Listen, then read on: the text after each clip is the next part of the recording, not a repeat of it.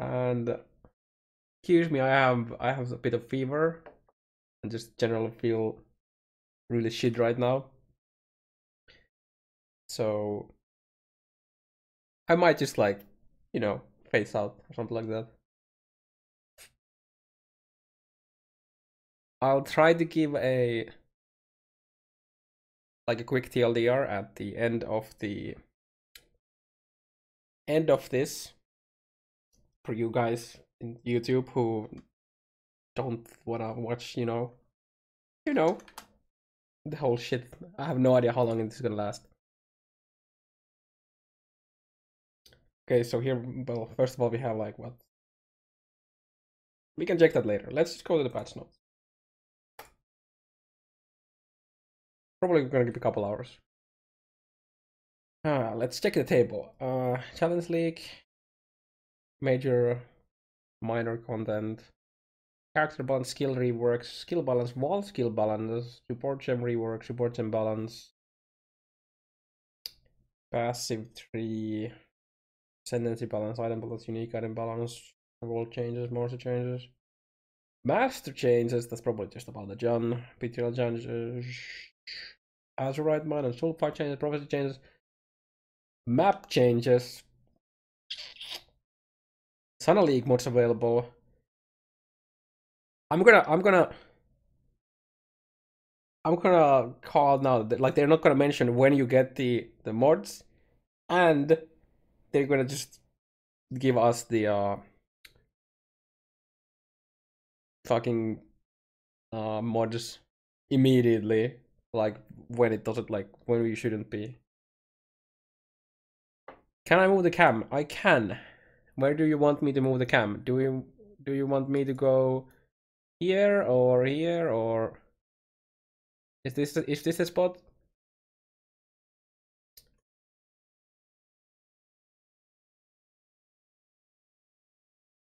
This is fine. Let's go with that. Also, I try to read whatever is like up here instead of going here where the chat is. Challenge League. The Synthetic Challenge League. Challenge Leagues are... Oh, also, I'm probably not gonna read everything literally. I'm gonna end up mumbling when I'm just kind of reading, but not reading. So just, you might want to read yourself as well. That's why I'm, Wait, that's too much. Challenge League are created for a fresh start in a new economy. That's all the old same shit that is every time. People say there are standard hard. Yeah. Meet Kava's a lingering spirit has lost his memories.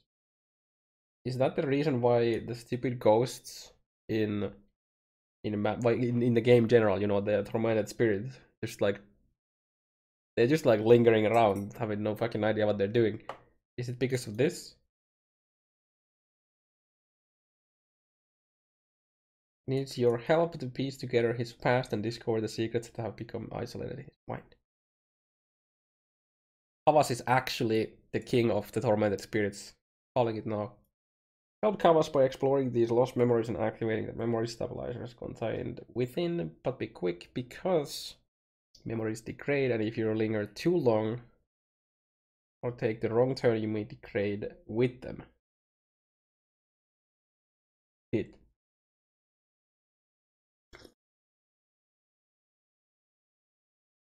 Successfully stabilizing the memory will allow Kavas to store it for use in the memory nexus. Within the memory nexus, you can use your stored memories to build a path to distant memories. Distant memories contain great challenges and valuable rewards. See how valuable they actually end up being. You may even stumble across fractured items which contain mods that are locked in place and cannot be modified. Use fractured items in the synthesizer. That's literally a ripoff from D3, by the way. There was a, if I remember correctly, like a fan post or something like that about synthesizing in D2 like fucking long time ago, something like that. Craft item bases with powerful new implicit modifiers. Which modifiers you get depend on the mods chosen by the synthesizer, the items you're sacrificing. What can you create? New challenge leagues include a set of new 40 challenges. Yep. Yep. Major new content and features. Added a new instant gem, purifying flame, wave of divine fire deals damage in a line, then creates a consecrated crown and deals damage in an area around the target location. Larger shock wave then expands outwards, damaging enemies standing on consecrated crown. They're not already hit. One mod prepares predictable results. Maybe. Maybe. That feels bad, man. I already have to fucking blow my nose.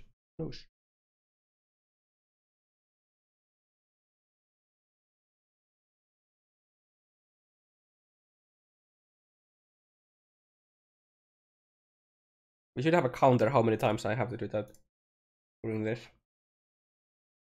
Soul Rend. Release a projectile that moves towards and passes through enemies, dealing chaos damage to enemies it hits, and leeching a portion of that damage as energy shield.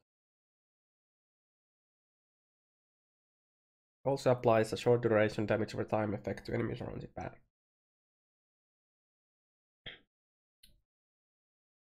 Added a new int skill gem. Bane applies debuff, which deals chaos damage over time. Man, Bane's gonna be so nice now with the damage curse buffs, basically. Deals more damage over time and lasts longer for each curse. Wave of Convictions. It sends a rolling wave of energy forward in a widening cone of duration, dealing physical, fire, and lightning damage to enemies it hits, and applying a debuff which lowers enemy resistance to element, of which the most damage was dealt. Basically, it's probably impossible to try to do this and to apply the debuff on multiple types, because the range of the damage that is dealt, the resistance of the monster, it's, you know, all that kind of stuff. Casting the skill again while wave is active will cancel the first wave. You can only ever have one wave. But what about my totems? What about my mines, traps? That would be cool. I just want to see it happen. Even if it does no damage, I just want to see like a fucking million waves from different mines. Probably won't work. Would be cool. New int gem. A zealotry casts an aura that causes you and your allies to deal more spell damage and grants increased crit chance spells. You and your allies may also create consecrated crown when you hit strong enemies. Probably means rare and unique. Added a new instant gem. Divine Ire deals physical and lightning damage to nearby enemies and grants stages while channeling, granting additional stages based on nearby enemies you damage. You stop channeling unless a powerful beam of energy in front of you dealing more damage per stage. Kamehameha. Malevolence. Aura that grants increased skill duration to your allies because you wanna deal more damage over time. Damage like cold dot builds didn't need this. New int support gem. Energy leech support.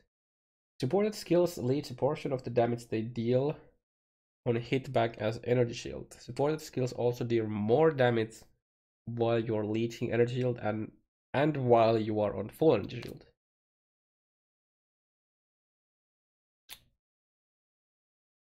Added, that's interesting. Added a new int support gem, Intensify.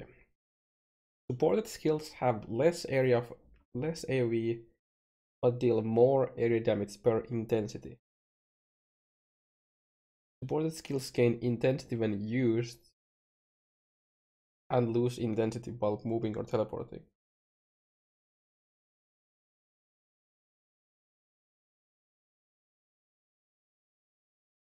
Okay, that sounds like a really nice for cases where you can use face tank. absolute dog shit for normal mapping.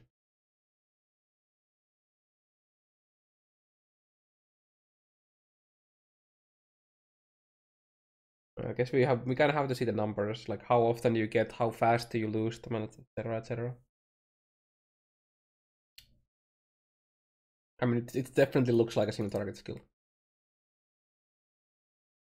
but you kind of have to also be able to stay still, which is a big downside on a lot of things.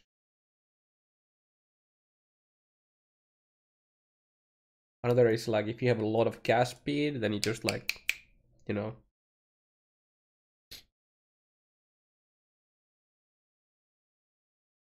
It really depends how fast, etc. etc. We really just have to see the numbers. Support gem unleashed. Support spells gain seals over time and are unsealed when cast, causing their effects to reoccur for each seal slot. That is potentially insane. Like potentially absolutely fucking insane. Ooh. Now the question is, how fast do they gain?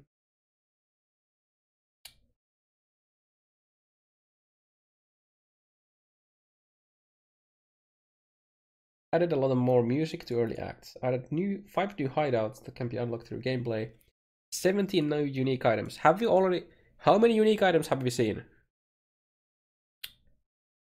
Actually, I haven't even seen the 2 new uniques that were teased before the patch notes. We need to check them at some point. 15 new divination cards. Have we seen all of these already? We've definitely not seen all new uniques. I think we might have seen all the div cards already. Or are we? Have we? Only 11 cards. Oh, interesting. Added new item types, fractured items and synthesized items. POE no longer supports the Windows XP or Windows Vista operating system. I'm glad I'm running Windows 95, so all is good. It will still support a 32-bit client for users of 32-bit versions of Windows, but we strongly encourage users to use 64-bit client if they can. With no more support for Windows XP and Vista, they're also finally retiring support for DirectX 9, as Direct 11 is fully supported in recent version of Windows and is so much faster. By not having to maintain support for 2 versions, there will be simplify a lot of code, making it faster. I just really hope that they they allow us to remove shadows, basically disable shadows. Not only is it a small performance boost, but it also makes, in my opinion, a lot of the things easier to it's easier to play the game, I guess. But you could argue that the fact that shadow makes you not see everything makes it also harder. But at the same time, you also can see the shadows of monsters off screen sometimes. So it's kind of like, it's kind of 50-50 in that sense.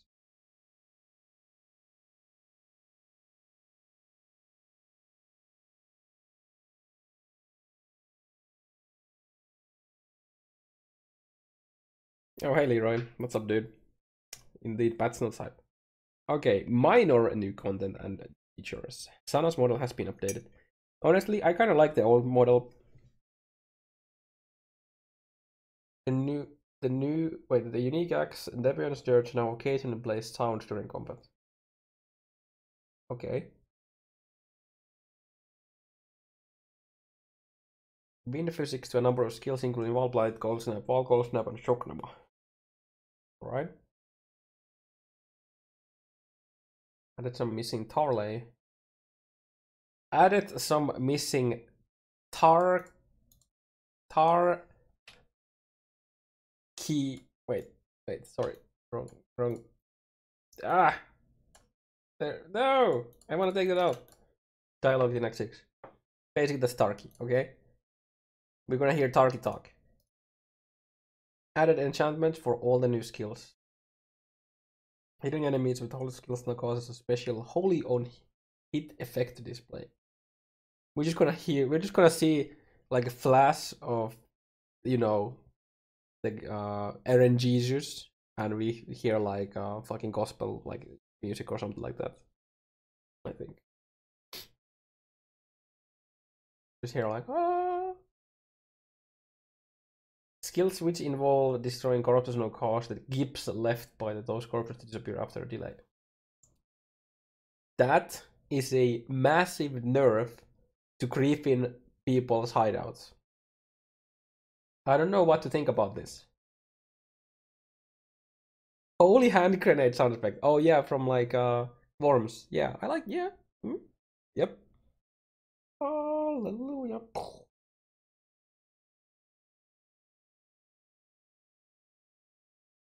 Vaal skills now have their appropriate. How the fuck do you say this? Appropriate. Curse effects. Upgrade the 3D art for the alt art Cloak of Flame. Oh, interesting. That's a this buff.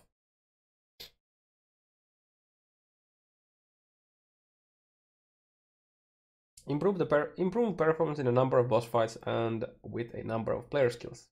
I really hope that this also means Vortex. I don't know why, but for me, Vortex does like a very mini freeze sometimes on screen. I don't really know why. It's weird. Also, Ice Storm. It continued, and Firestorm. Continued to incrementally improve the sound. I mean, we already knew this. Bex already spoiled this earlier. Character balance. Added energy shield leads. This is functionally similar to life leaks, except it leeches your energy shield and is limited by your maximum energy shield leech rate, which I think base is 10%.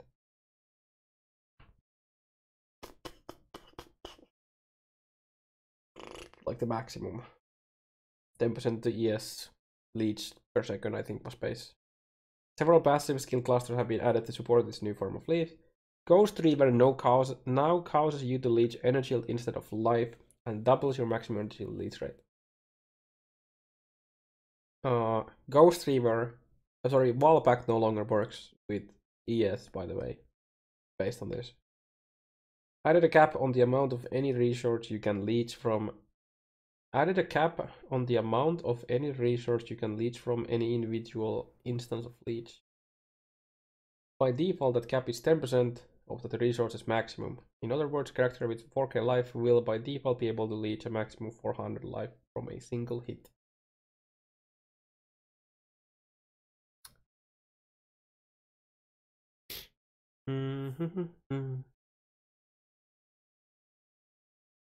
Removed the minimum and maximum critical strike chance caps. Previously, characters had a 5% chance to deal critical strike with attacks and spells, even when the spell specified a lower chance and could reach a maximum of 95 critical strike. In practice, that cap was ignored by effects which applied to enemies such as marked.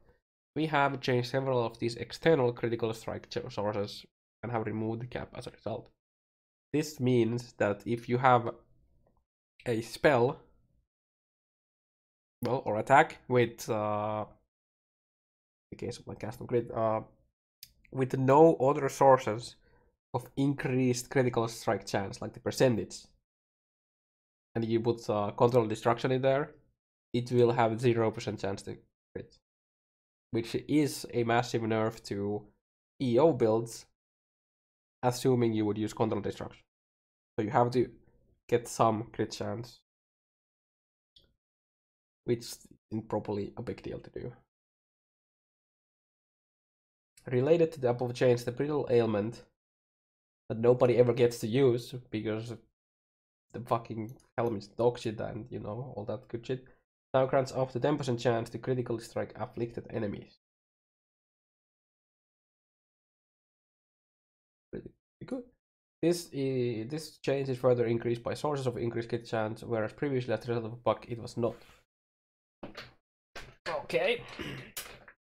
Added a maximum resistance as max. I like that sentence. I like that sentence. You can no longer... Yeah, that's basically 10% base. Yeah. It's pretty strong, but the item that you get it from is complete dog shit. I think you like literally can't shock with that. Helm. Added a maximum resistance maximum. You can no longer have your maximum resistance, and therefore your resistance is based upon 90% from any source. For freeze. I don't remember. I don't actually remember what it was, but basically their feels they're really awkward. The uniques that give Brittle, Scorch, and I don't remember the last one. Improved many cases of damage mitigation. Improved many cases of damage mitigation being applied before an incoming hit was registered, which could cause a character that would otherwise take reduced damage or no damage at all to take more damage than expected. In other words, when a monster attacks and you use a mortal call after attack is used, but before it lands, you will not correctly mitigate this damage. That is nice. That is really nice. Roa charges were fucking lethal in like later delves, because if they start charging you away, like far away where your curse, like your curse radius didn't hit them, and the charge would hit you, you would take way more damage because like enfeeble wasn't applied to them, for example. Temporary minions such as skeletons and wolves summoned from the Scourge now die when the summoning character dies or respawns. That is a nerf. Consecrated Ground now affects both allies, providing life regen, and enemies, causing hits against them to have 100% increased reload strike chance. And I'm pretty sure that is additive with your already existing crit chance, not just doubling. I mean, it has to be. It is worth noting that effects granted by Consecrated Crown from sources such as Ascendancies will be granted regardless of whether the Consecrated Crown is created by you, an ally, or by an enemy. That's nice. It's kind of cool.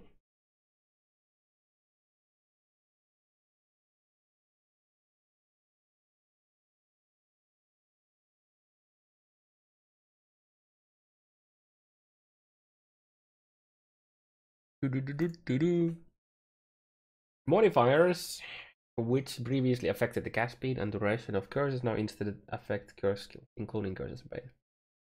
God. My ear just...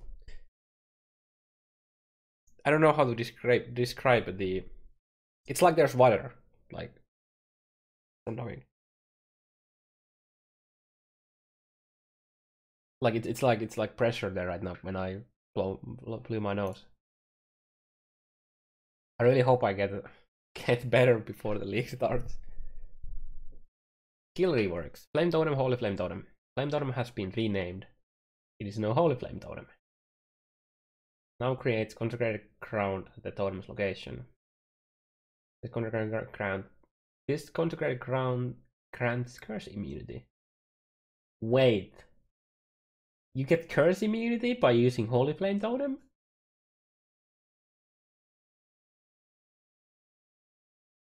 That is very interesting. You can use that day one of the league if you have no curse removal. We knew that from the reveal. Oh, I might have just either I missed it or I didn't remember that. That is very situational, like really cool thing that you can do. Deals physical damage and convert 50% higher. 3 to 5. That's a decent buff, like over 200% more damage. Well, almost 200% more damage at level 1.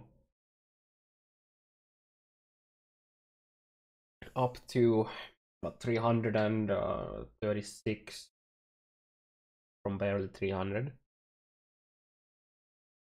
That's like 20% more before any other scalings. 11 mana from 12 up to 38 from 42. Now has added damage effect 30 from 35. Ooh, nice.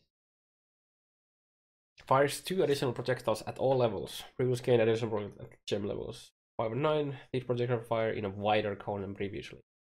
20% more totem life. Gains 1% projectile speed per quality. That's a really nice change. Is now considered channeling and will be affected by things which modify channel skills. Ooh.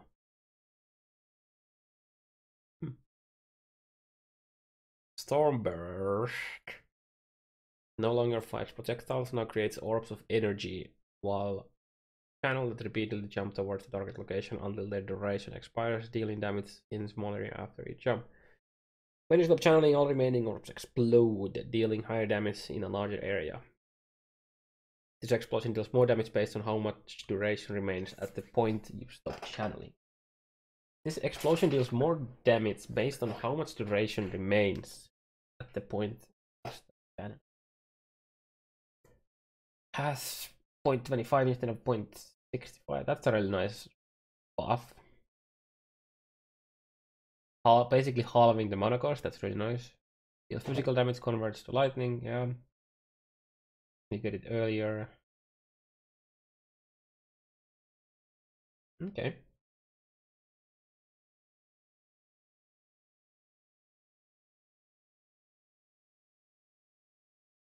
Has an added damage effectiveness of 25 from 40. That's a nerf. Carries additional radius at the gem levels. Huh?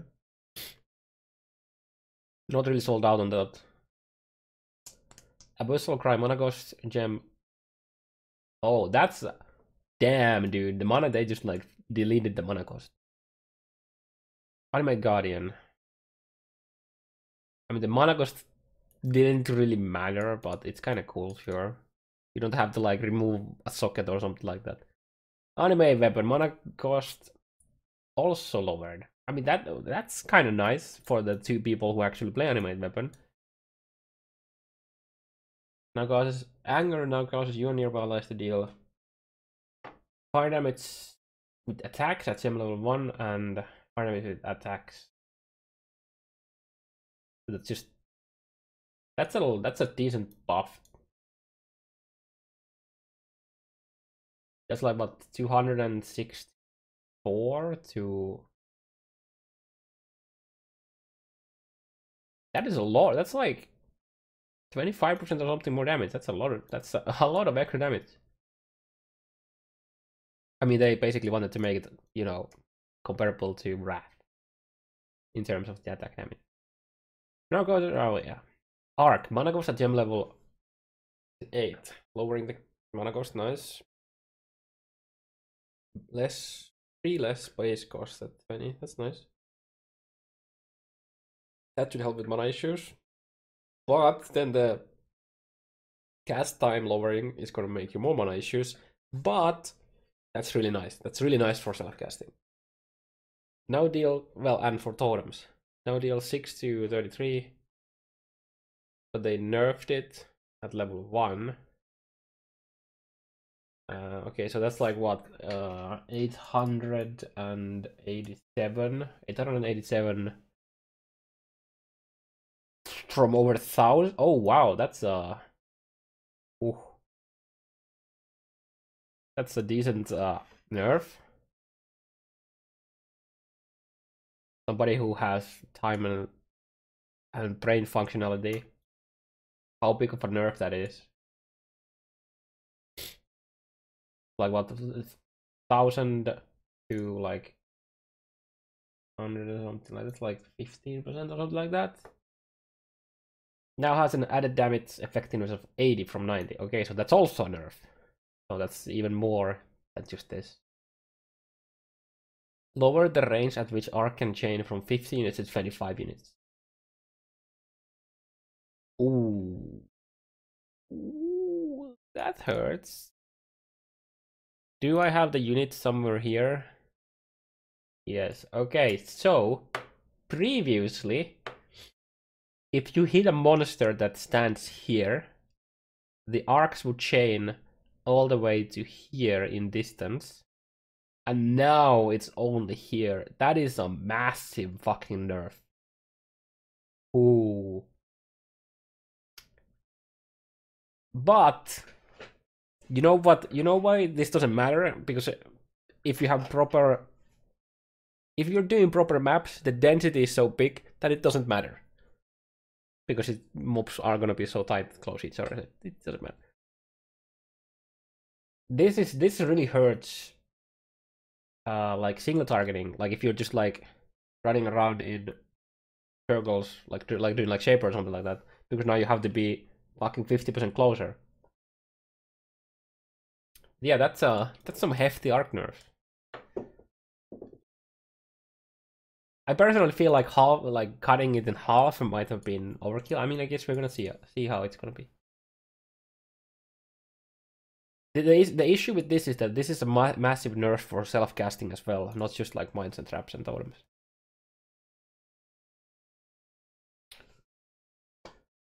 Arctic Breath. Mana cost lowered. Yep. Wait, mana cost low. Wait, no, they're increasing the mana cost. Why? Why would you do that? Has a cast time of 0.7 from 0.8. Yep. Holy shit, that is a lot of extra damage at level 1. The low end is literally more than the top end. Dude, the top end alone is more than the fucking combined previously. Damn, that is a lot of extra damage at low levels. That's also a lot of extra damage at high levels. Oh my goodness, that is so much extra damage. And wait, they're almost like doubling the dot damage too at low levels? Dude, that's like almost 30% more damage for the dot at high levels too. Sadly, Arctic Breath is kind of like still. It's kind of like if you want to just do dot, you kind of just do the other skills. But Armageddon brand. Mana goes to the gem level 1 is not 15, was 14. Deals 1 less top end at level 1. And okay, so that's what 830 to like sorry 830 now, and it used to be like what 980 or something like that. Ooh, okay, that's a hefty nerf. Probably still doesn't matter though. Now has an added damage effectiveness of 75 from 90. Okay, that hurts. That hurts. Actives every 0.8 seconds instead of 0.75. I mean, yeah, that is a lot of damage nerfs. Does Armageddon brand hit moving targets yet? Dude, it's gonna hit moving targets even less than it did because of this. Probably, most likely. I mean, okay, this is probably, it doesn't actually matter. Asmark. Less mana. Hits against cursed enemies have 1.5 base crit from 5 up to 2.4 from 9. Note that this chance no skills with increased crit chance. So if you have 300% crit chance, that's basically better than it used to be.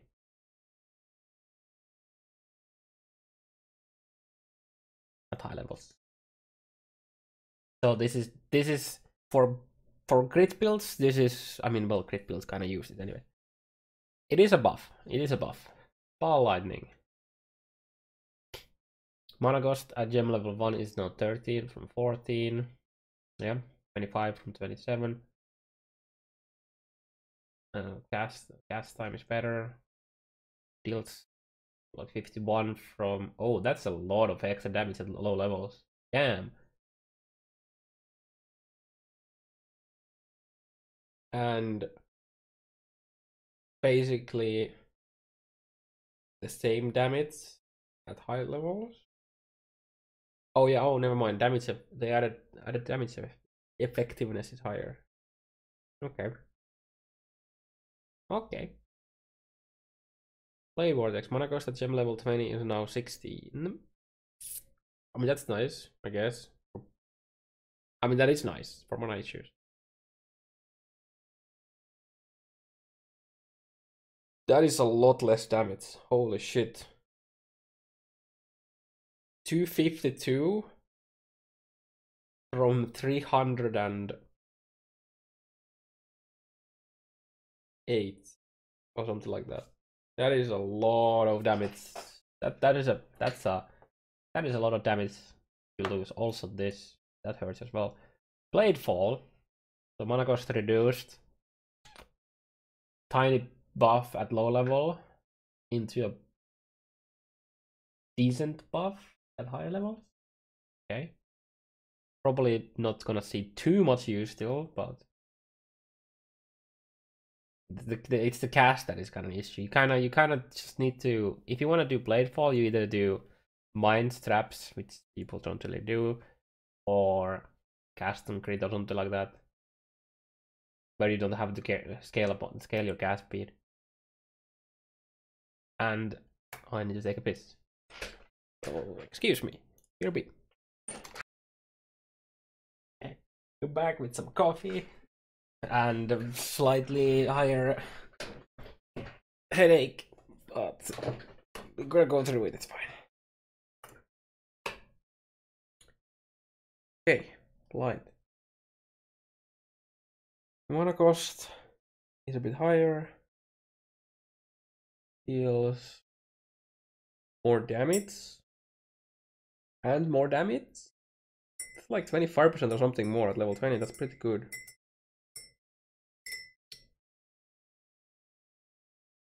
I like that. Mana cost hurts though. That hurts a bit. Now gains additional radius as the gem levels up to +3 at gem level from +4. Oh, that's a pretty hefty buff. Blood Rage. It's literally just getting a mana cost reduction. Okay. Semi body swap. Brand Recall. Mana cost. Wait, they're buffing the mana cost. I mean, they're lowering the mana cost, which means that it's gonna. That's a nerf, by the way. That is a nerf, guys. This here is a nerf, and you could actually argue that this is a nerf too. This is a nerf for everyone who wants to use it for arcane search, and same here. So you could argue that both, at least this is definitely 100% a nerf in my book. This can be argued a bit, but I would call this a nerf too. I've had builds where I use Blood Rage with Arcane Surge. Cast on crit builds. I wish they would have had, this is technically a buff, because it takes less mana to cast it. Cleave can now affect up to 40 targets from 20. Oh, I mean, that's really nice. Cold Snap mana cost is higher. Ooh.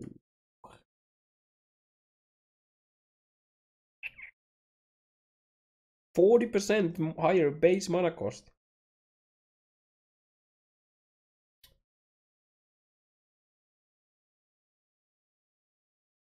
Wait, they're buffing the damage at low level. And a slight nerf at high levels. To the hit at least. Oh, how about the dot? Decent amount of extra damage at low levels. And barely scratching the damage at high levels. Okay. Honestly, Cold Snap is the dead skill, guys. Can't fucking use this. Fuck, dude. Yeah, you just... Contagion. Mana cost at gem level is... Oh, okay. That is, again, technically a buff, but you could argue that it's a nerf from Arcane Surge point of view. That is a pretty... That's a nice buff. Okay, that's a buff. But the mana cost... I'm not a fan of the mana cost. 3 DP is literally 3 more fucks I can give. Yeah. Oh god. Mana cost lowered. has a 4-second cooldown. Oh my. That is so fucking good. That is so cool.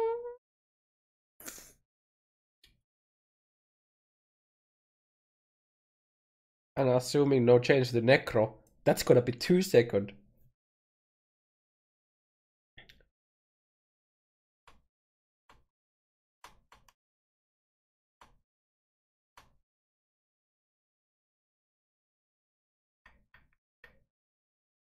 Also like it that it basically does no mana. Like, well, it still has a mana cost, but yeah. Cremation. Less mana cost. Basically, they're adding like what? 23? They're adding like 11.5 average damage at level 1.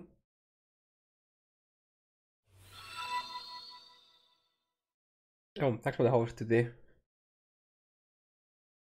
You already read the patch notes? We're just at skilled.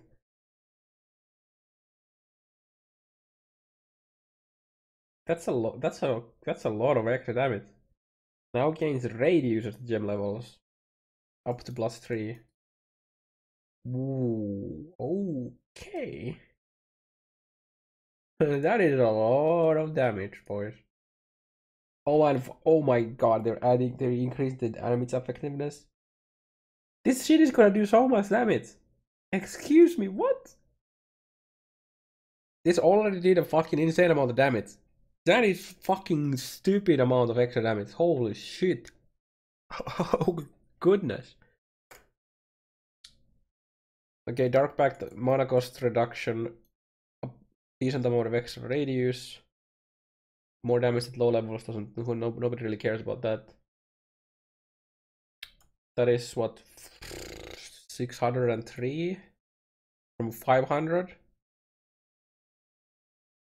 Yo, that's like another 20% more damage to Dark Pact. The guy's already the one guy with the Dark Pact build that already kills everything like that. He's gonna do so much more damage now. Desecrate, mana cost reduction. Okay. No, increase. No, never mind. Increase. Huh.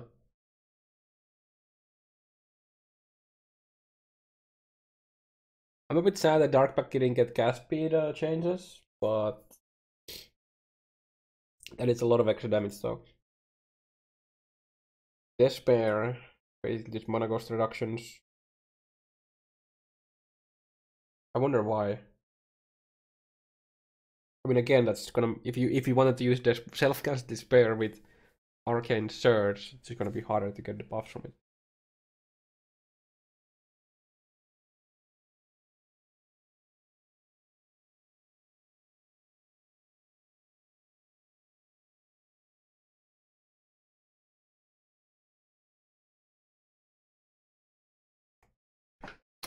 DD.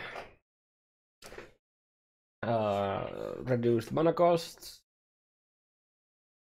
more damage, low levels,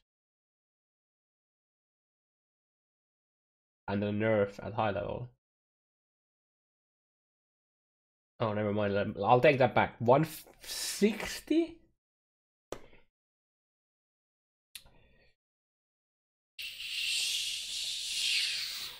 Okay. That is a lot of extra damage.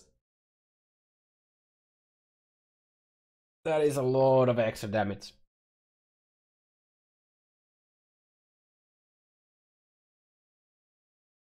Massive mana cost, mana reductions to discharge. I don't think many people really self-cast it. I would like to see people do self-cast discharge builds, so a hefty buff. Yeah, that's a decent buff at both low and high levels. Yep, that is a. Yep, yep, yep, yep.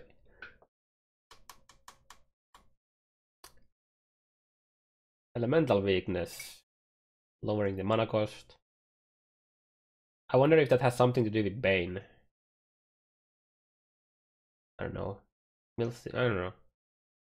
Enduring Crime. Mana cost reductions. Okay. Enfeeble. Mana cost reduction now causes normal and magic monsters to deal 25% less, up to 30%. I don't remember the old numbers. Rare and unique to deal 10%. Up to 50. Man, this is a massive nerf to occultist. I mean, well, anyone delving pretty much, because you just had like a 100, like, you know, 100%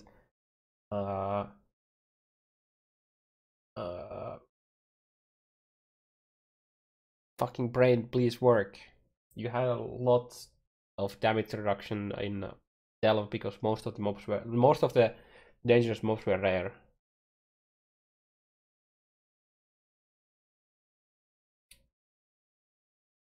The same as before. It is absolutely the same as before, right?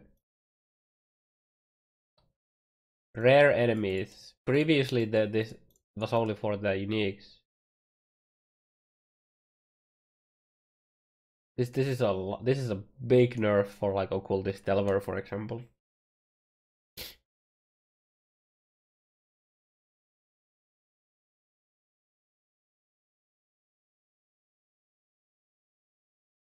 No, rare enemies didn't have anything like that.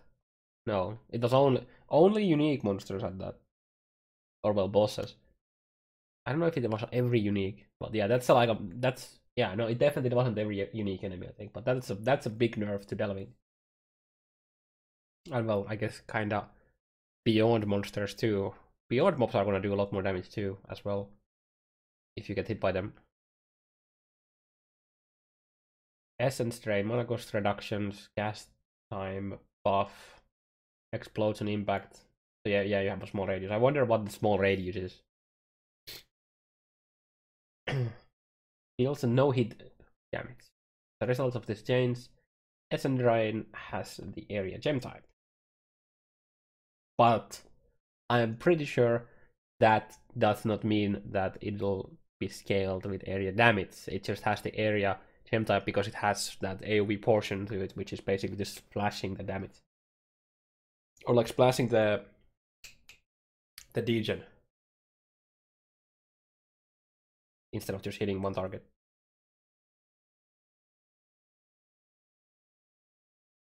Yeah, it just the AoE that it applies the degen. A buff at low levels and a big buff at high levels too. Damn.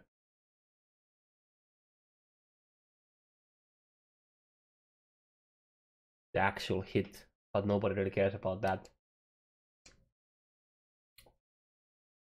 Okay, that's also a pretty hefty dot damage buff. From 1160 to 1500. That probably has to do something about the Blight Jewel, because you don't have the Blight Jewel damage increase anymore. Like damage taken, the chaos damage taken increase anymore. Feels need to blow my nose all the time.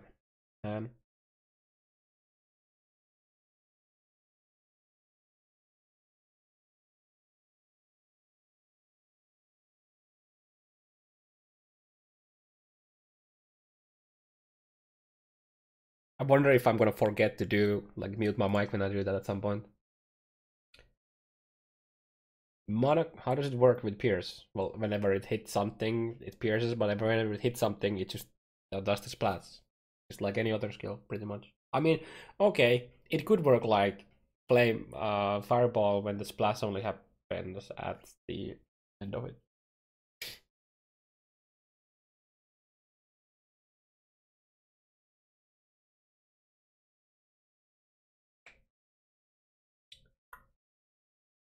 EK. The math makes ED about the same as if you had the duel.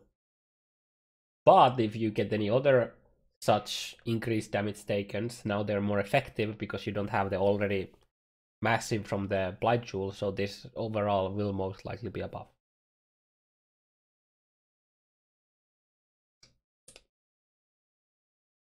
EK, mana cost lowered, nice.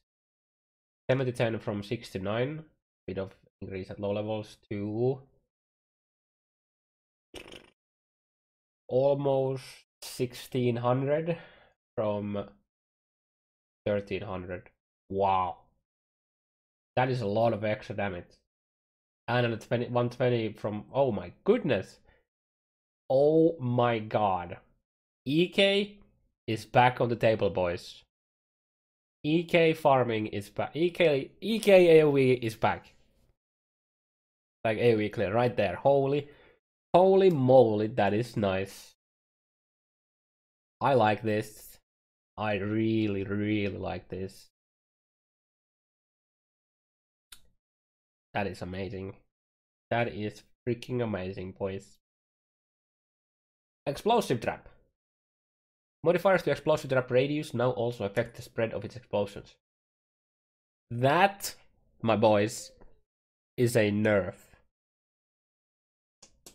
Because it's now harder to hit that small hitbox single target.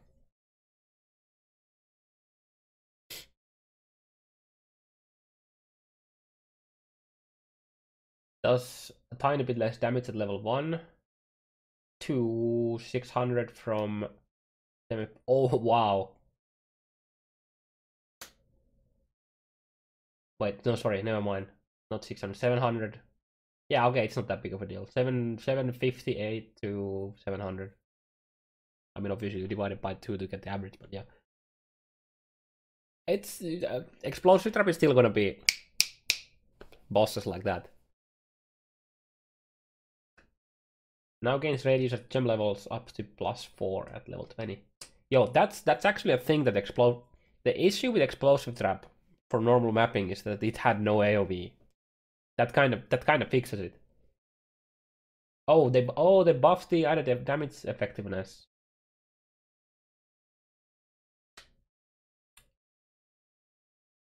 What's the maximum amount of explosions you can have? I kind of want to see if this is an actual buff to damage or not.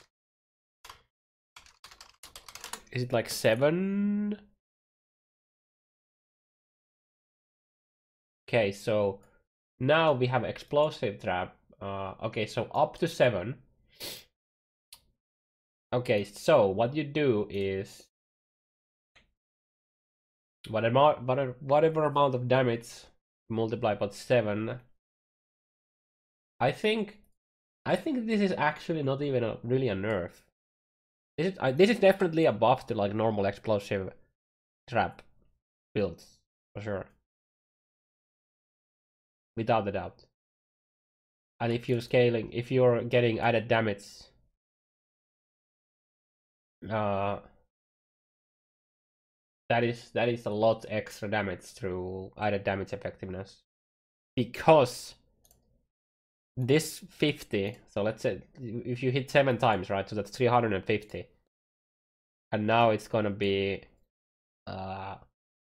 basically the damage effectiveness went from 350 to what, 420. So that is a lot extra damage if you hit with all of the things and you have a lot of damage effectiveness scaling. So this is actually a buff to its damage in proper builds, I would say. And it gets a lot of AoE. Obviously the single target on targets that do not have a massive hitbox might be lower, but unless this, we'll see. Fine, never mind. Oh wow, they basically cut the mana cost in half. And they're buffing the damage effectiveness. Wait, Fire Never Mind doesn't really need more damage. But I guess why not? I guess why not? It's a pretty big deeps increase. That is a really good thing though. Fireball. 1 less mana cost at level 3. Does more damage at low levels. Does even more damage at high levels. And has damage effectiveness increase. Huh, okay, cool. Is this the second coming of Vaal Fireball, boys?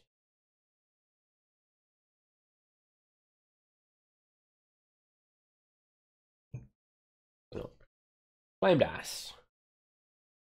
Mana cost reduction. Why did you do that? God damn it. Everything that is used to proc Arcane Surge is just getting lower the mana cost. God fucking damn it, dude. God damn it. Flame Surge. Wait, did I miss something? Oh, Firestorm. Sorry, my bad. Okay. Mana cost increase. Sorry, reduction. So 15 unchanged to basically the same. But 0.75. Oh, that is a lot of extra damage with the cast time reduction. That means that we can fucking clutter our screen with the Firestorm even more now. Nice. The biggest issue with Firestorm was just like it felt so fucking bad to cast it because it was so slow. So reject that. Flame Surge. The mana cost reduction can also be seen as GG wanting to trying to get people to use more support gems, but the issue with that is that people don't really have gem links to do that. Okay, so it's higher mana cost. Oh god. Higher mana cost on Flame Surge. Flame Surge was already one of the skills that kinda had mana issues because the cast time is so fast. Okay, it does more damage. Into even more damage. Okay. Gains length as a gem levels. Up to +1/9 length. Are we gonna be like off-screening? Is this gonna be like Scorching Ray, except instead of a dot, it's just gonna be like a hit?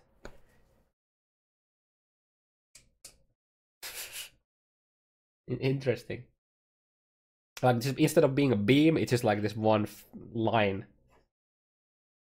Like, Flame Surge did a lot of damage. Now it just has higher range. Like, it has no AoE.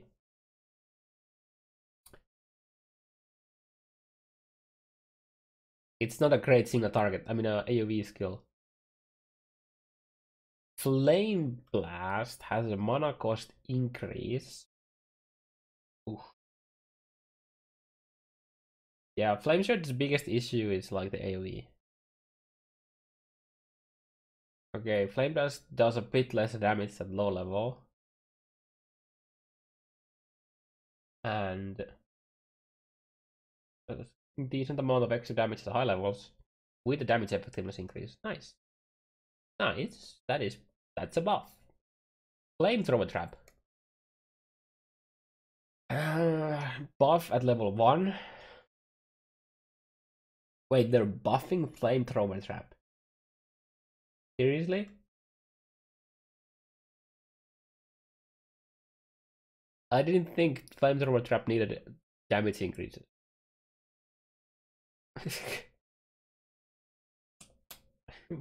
Okay. I guess why not? Now if they're nerfing Lightning Spark Trap, Razors are just gonna use Flamethrower Trap instead. Why not? Huh. Mana cost decreases. Freeze Mine. Does anyone actually use Freeze Mine?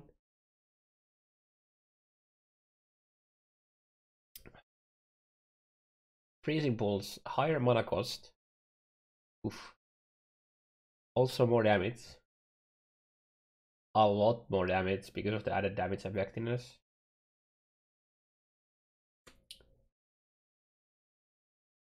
It's gonna do a lot of damage now. Freeze Pulse totems. I mean self-cast too, I guess, but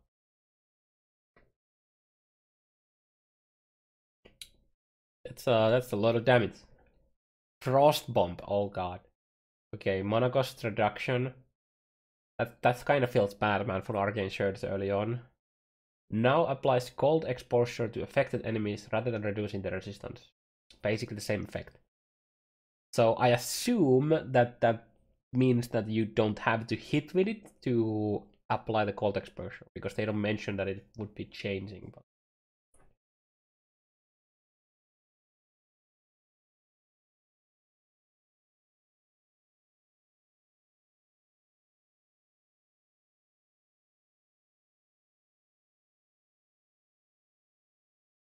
God, my fucking head. All the fucking pressure. Oh my god. Frost Wall. Lowering mana cost increase. Okay. Like lowering mana cost. Head gonna explode, yeah. Frostbolt mana cost increases.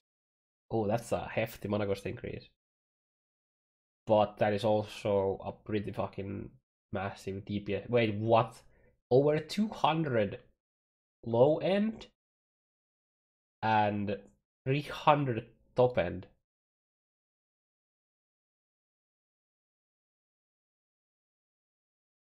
The fuck?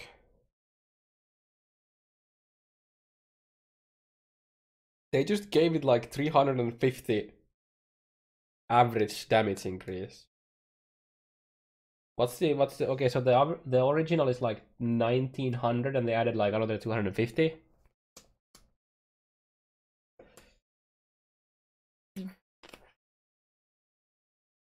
Okay. I guess why not? The people using Frostbolt on cast on crit definitely didn't need this. Also, this literally does nothing for them. Like, this doesn't literally just more damage. Cast on crit, let's go, boys. I'm ready. Glacial Cascade. Oh no, let's see what happens here. Mana cost decrease, so people would self-cast it with the cast time reduction as well. Yeah. Now deals 37 to 56 from 48 to 72. Ooh. Bro, what? 80... 93, so that's like 40... 46 and a half from... Oh god, that is a lot of less damage. Obviously, it did a fucking insane amount of damage, so kinda understandable, but damn. How about high levels?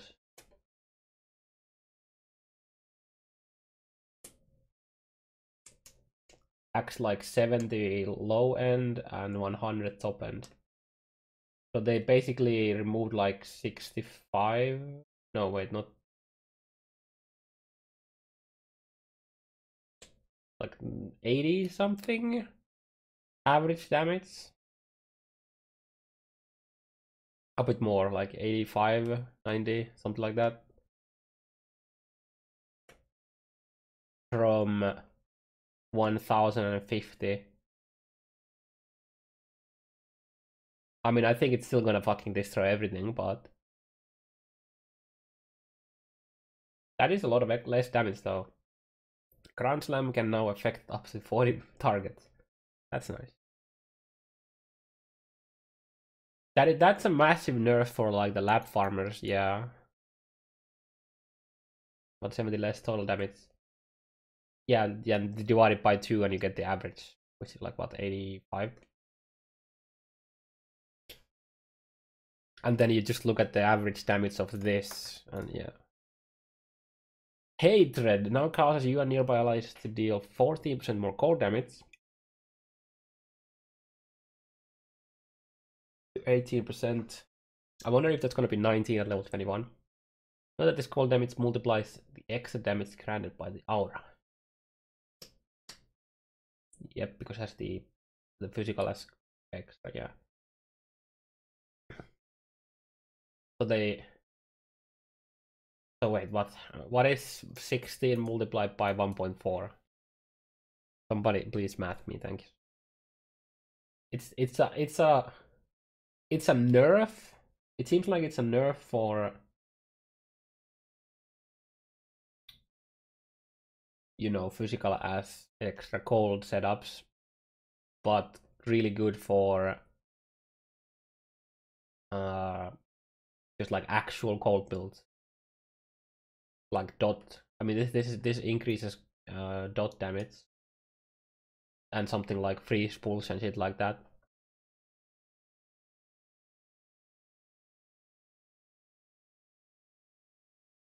Yeah. Actually, this on the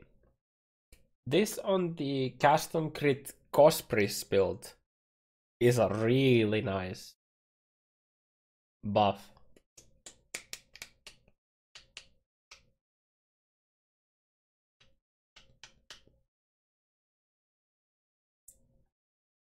Ice Nova, mana cost decrease, cast time decrease.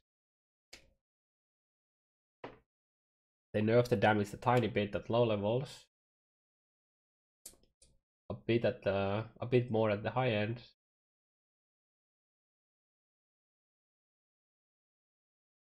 Okay. Okay, so they basically just nerfed overall damage from like proc setups and shit like that and gave more damage for casting. Okay. Understandable. With full conversion haters buff, yeah. But like I'm mainly talking about like just like normal like physical base builds that don't like do conversion. Like massive amount of conversions.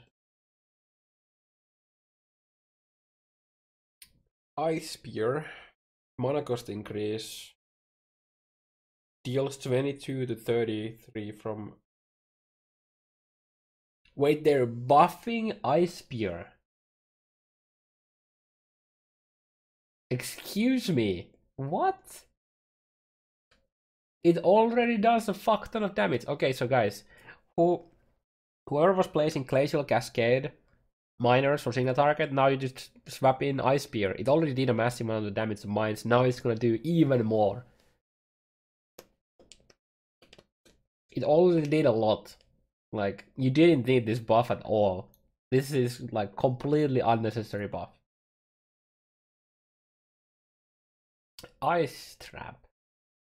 Okay, more AoE, more damage. And what? 150 damage effectiveness? That's a pretty hefty. That's a pretty hefty buff, boys. You might see people play Ice Trap.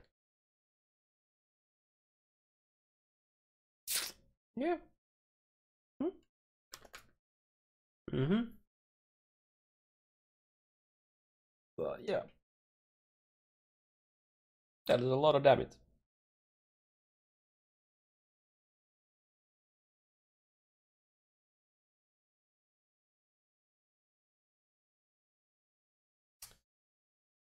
Incinerate. Mana cost decrease. Yeah. Now gains radius and radius per stage. Oh wow, that is a lot. That is a lot of extra AoE, and a time quite a bit of extra damage too. Yeah, nice. Lightning Spire Trap. So they're nerfing Lightning Spire Trap, and instead they buffed Flamethrower Trap. So now everyone who used to use Lightning Spire Trap at like racing will just use Flamethrower Trap instead. Because why not?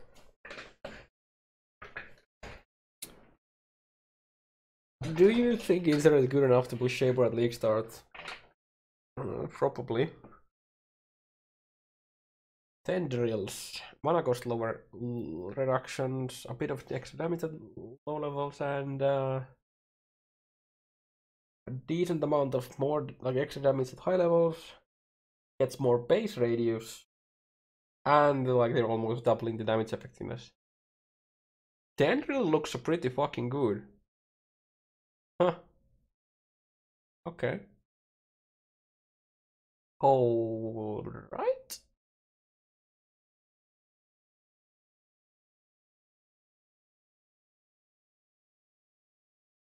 Lightning Trap nerfs at low level and decent buffs at high level. Okay, actually, never mind. It's a buff at even at low level. Okay, so Lightning Trap just getting more damage. Lightning Warp, mana cost reductions. Now has a cast time of 0.8 from 0.85. That is a massive movement buff to Lightning Warp. Huh. Cool.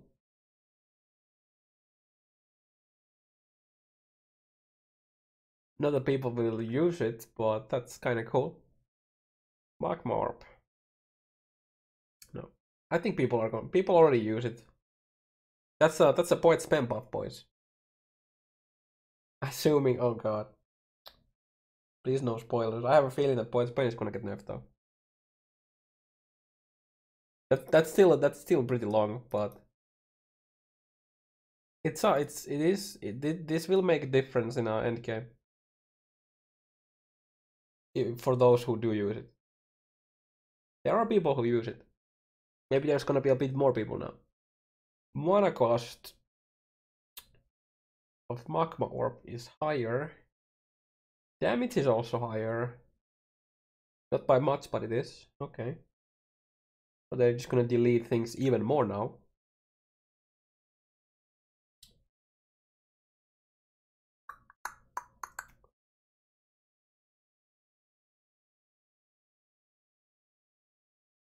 Molten Shen mana cost lowered, which means it's harder to proc Arcane Surge.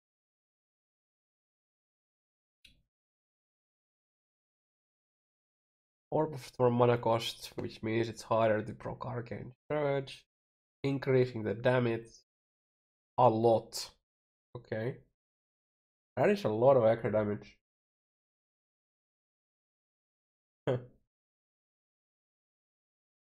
Baseline mana cost lowered, which means harder to proc Arcane Surge. Like this. I don't want to see Arcane Surge. They're nerfing all of the Arcane Surge proc skills. Okay, mana cost reductions from the curses, like the other ones. Rallying Cry. Name is shit. Ray Spectre. That's nice. Now you don't, now for builds that have a lot of mana pressure, they don't have to fucking remove skill gems or, you know, on the Spectre aura. That's just the quality of life. It's just the quality of life whenever you do it. I found it annoying that you need to remove like multiple gems sometimes if you play like a Ray Spectre build that reserved a lot of mana. Recording can affect up to 40 targets. Wait. Should this be its like own? I feel like they need to hit an enter here. Like here. Can, so this should be like its own. I think that's its own, yeah. Scorching Ray. Bit of mana cost increase. Quite a bit of extra damage at low levels. A hefty amount of damage at high levels. No longer level residents with stacking debuff. Yeah, so now you have to get to the max stacks to get the buff debuff instead of getting it gradually. Scourge Arrow now has the Chaos Gem type. This is a buff.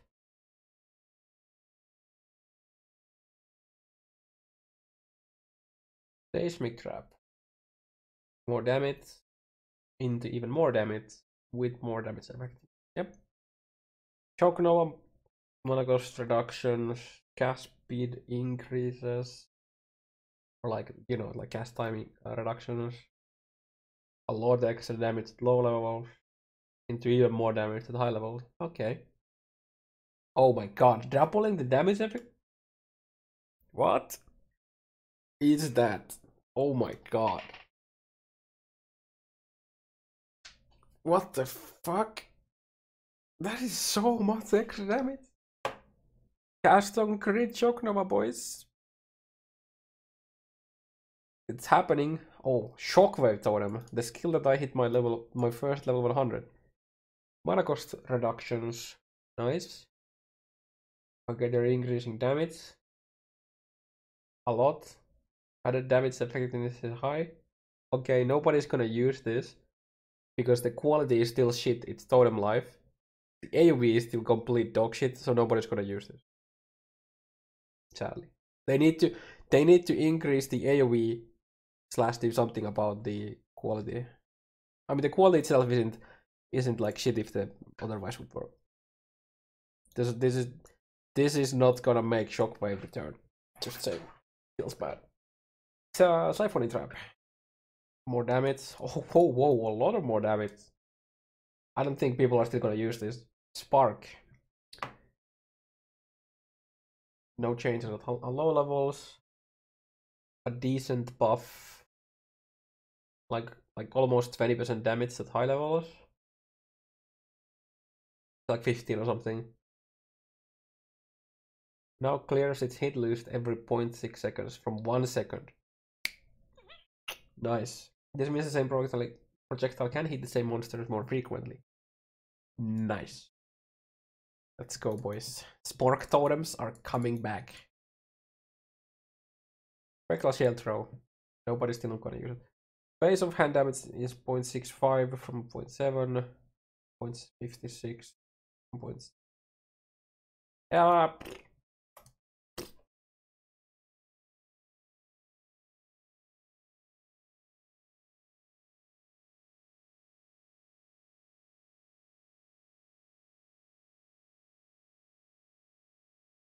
The big question about the spark is, will this do something about the Skelly sparks too? I wanna read this. Let's see. Okay, increased mana cost doesn't do shit. Nerfing damage at low levels and nerfing damage at high levels. How much is that? That's 300 from 387.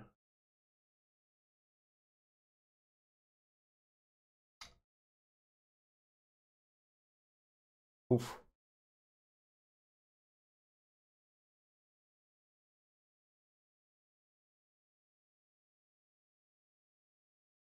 Hey, people are still gonna use it. People are absolutely still gonna use it because it's mechanically so strong. Oh yeah, they also nerfed the damage effectiveness, so it's actually more than what I just looked at. Yeah. Okay. Alrighty then. Stormbrand kinda. It's still gonna work. It's still gonna be the race skill, most likely.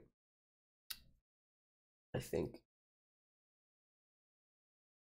Bossing is going to be more annoying. Instead of just using Lightning Spire, you just use Flamethrower and don't give a fuck. I think it's gonna be fine. I think it's gonna be fine. Storm Call, mana cost reduction, more damage, even more damage at high levels. Yeah. I'm not sure if it needed this buff, but okay.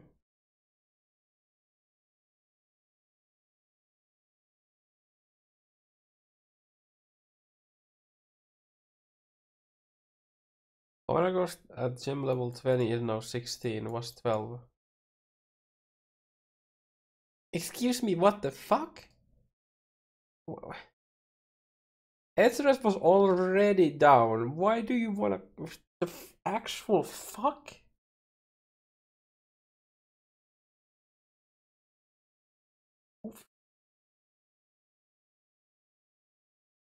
Do they just wanna like... Do they just want to people play Ezra's as MOM or EPMOM?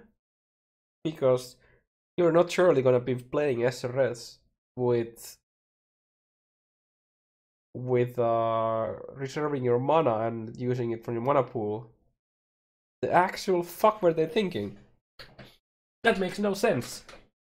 It did not need this nerf at all, in the slightest. It makes absolutely no sense to me.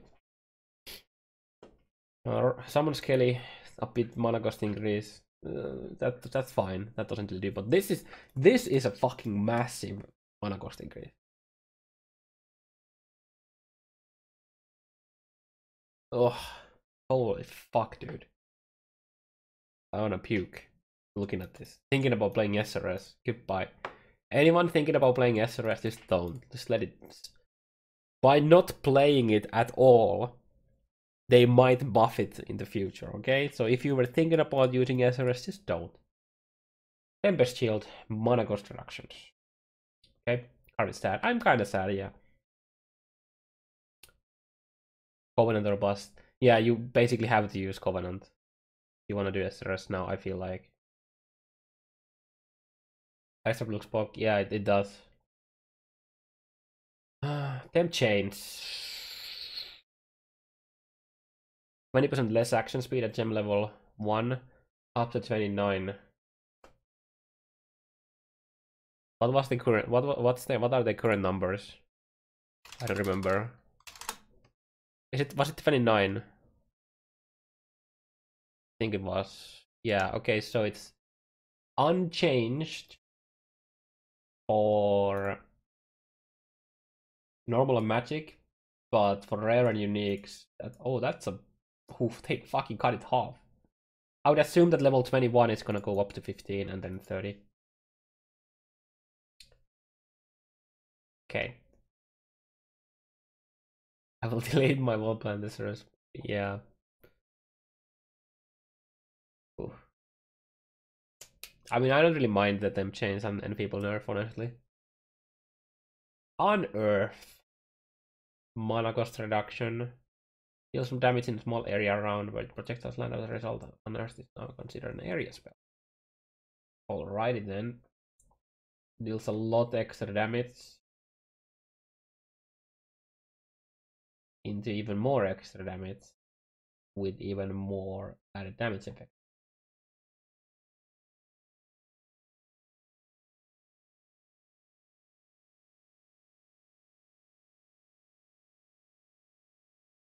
What am I missing?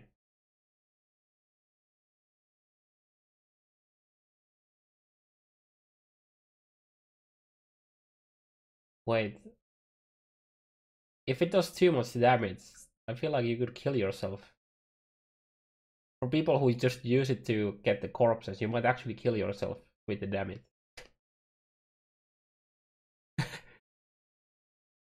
Does anybody actually use Unearth for dealing damage?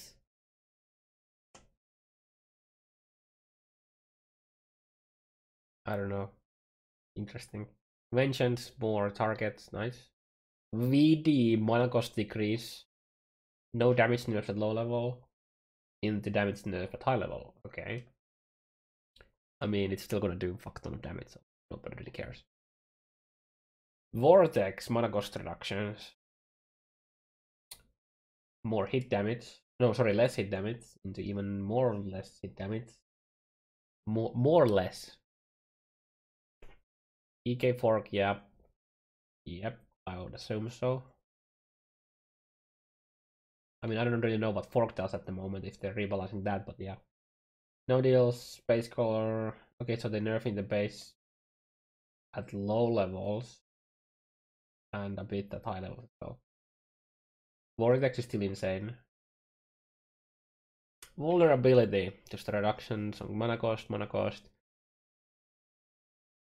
Yeah, but they're increasing how much you can hit. I mean, that doesn't really matter. Winter Orb. More damage at low levels into quite a bit less at high level. Oof.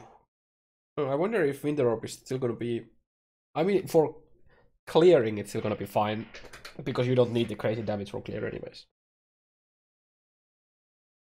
Winter mana cost reductions. Okay. Vaal skill balance. Vaal PV is doing a lot less damage. Holy shit. Okay. It's still gonna fucking destroy everything though. While Gold Snap can hit more targets, that's a buff. That is a buff. BV is dead. I wouldn't say BV is dead, but definitely not as OP anymore. Vaal DD. More damage. Wait, Vaal DD is gonna do so much more damage now. Damn. I just need people to start using it to do damage and not remove corpses. Yeah, BV is still gonna be amazing. Vaal Flame Blast. Adjusted to match the damage and the yeah, okay. Vaal Fireball, same thing. Yeah, makes sense. Vaal Impurity of Fire Ice Lightning now gain 4% from 5. 25 less of 25 reduced. Bye. Damage immune builds with this change. Vaal Lightning Trap. Basically does more damage, okay. Vaal Righteous Fire now grants 15% more from 20 up to 28 from 39. Oh, that's a lot less damage from it. People are still gonna fucking use it because why not, but I think that's honestly a good change.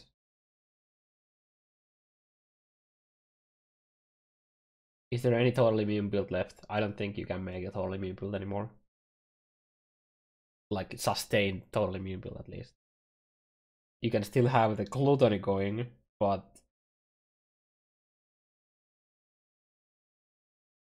gluttony immortal call shit still kind of works, but it's just the duration is so low that you like short, so you can like do like a sustain. Okay, support gem reworks. I think I need to go wash my face and take another piss before we continue. My brain is mush, and breaks don't really. Breaks help me right now because I'm, a bit sick. So I'm gonna take another piss and go like fucking wake myself up, put my head in a sink with cold water or something. I'm back. How far are we? Oof. This is rough. Okay. Support gem rework.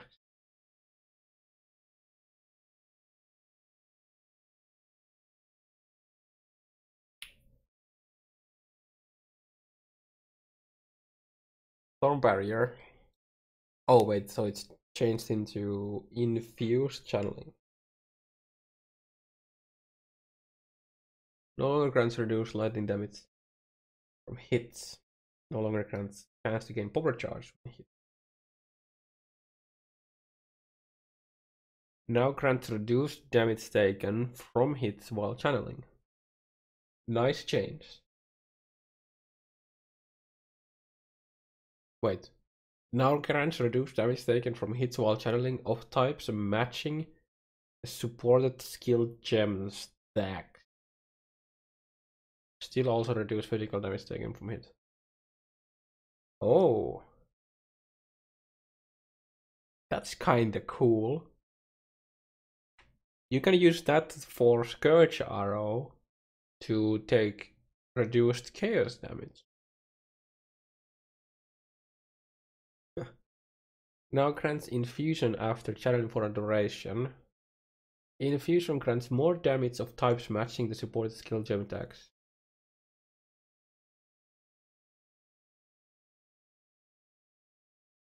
I wanna know the numbers of that, because that sounds kinda cool. Huh. Huh. Interesting. Now can support the skills to deal more damage. Yo, that sounds amazing. That sounds actually amazing support. I really like that change. That's a really fucking nice change. Arcane Surge. Now causes supported skills to deal 10% more spell damage while you have Arcane Surge at level 1 up to 19 at 20. This is separate to the spell damage multiplier granted by the buff itself. So that means that it's not gonna feel as bad to actually link this into a skill gem. Yeah, you can actually don't feel complete dogshit by using this as skill gem now. Huh. Yeah. Okay. So wait, how much more damage those level like a high level arcane shirts give now? Because it's up to 19 plus I would assume 20 at level 21. And this gives 20%. So what is 19 multiplied by what is it? What are they actually? At 21, it's 20%, yeah.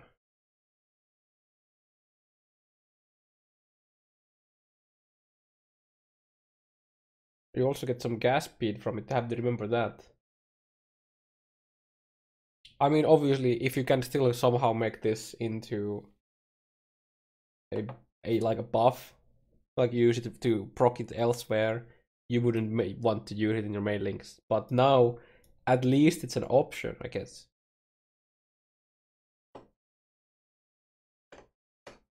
Shaper staff with socketed arcade shirt. Oh yeah, you're right. 400 mana is very steep though.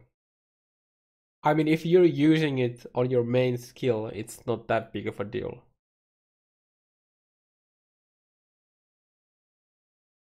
Yeah, that's two separate buffs. That's I think it says it's a separate, so you get 20% plus 20% if this goes to 20%.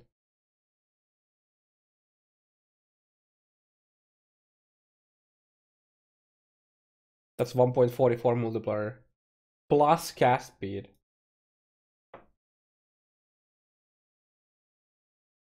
I mean, yeah, I can see people use this over control destruction.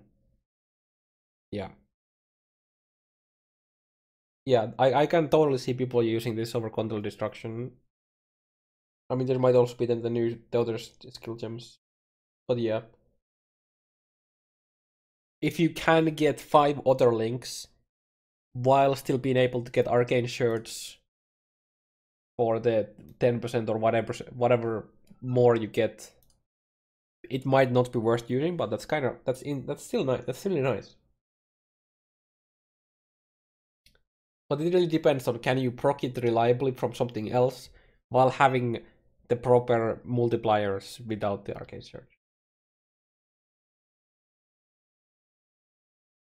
400 mana is not much if you're using it in your main gem links. That's not really much. That is permanent uptime in your main links. Nobody is using level 20 if they're just proccing it for the arcane shirts buff.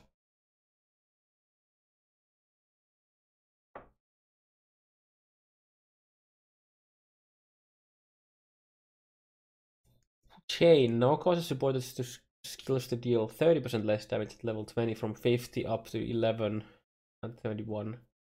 That is a very, very, very high DPS increase. Ooh. That is a lot. Like a lot.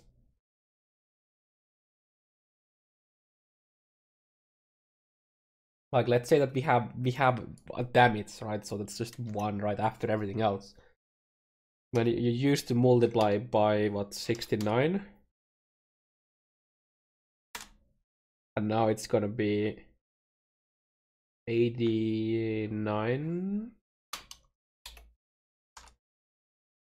Yeah, that's wait, this way around. That's basically 29% more damage at level 20. It's probably gonna be 10 and 30 at, so it's probably gonna be,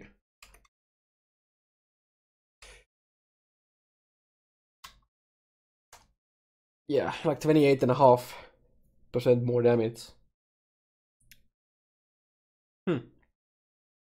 That is definitely a really nice increase. EK now deals decent amount of extra damage into even more decent amount. Fork support. 10% less from 30 up to 9% more. EK Fork is coming back, boys. EK Fork is absolutely coming back. I think.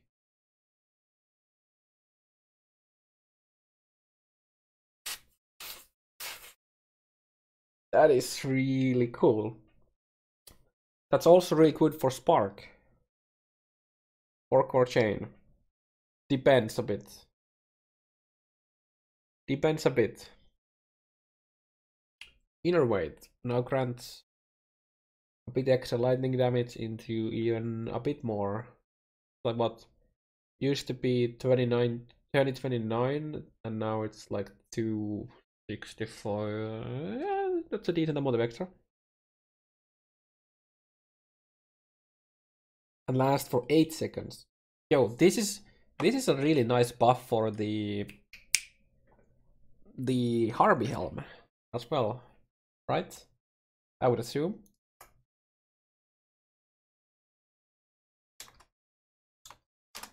POE Harvey helm.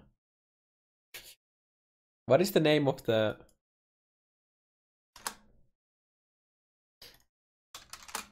I don't remember the name of the unique.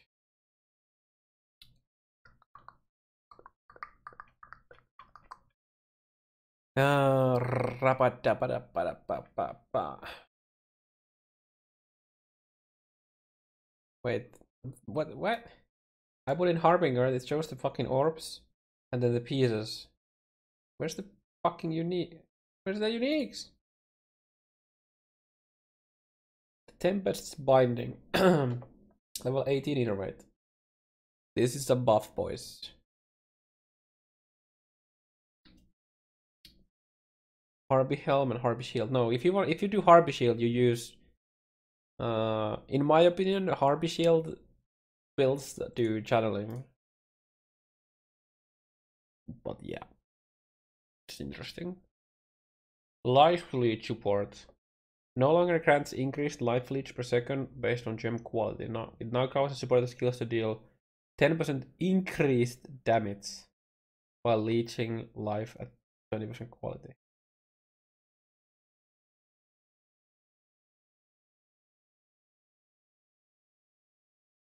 Okay.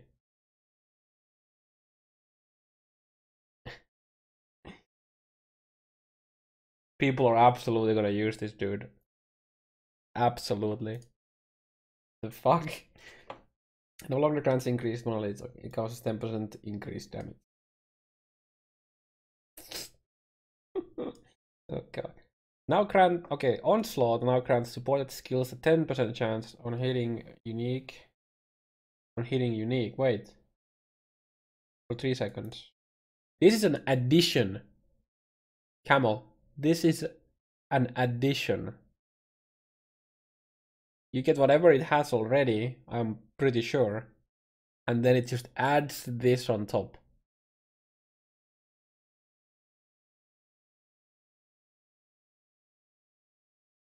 I mean, that's really nice.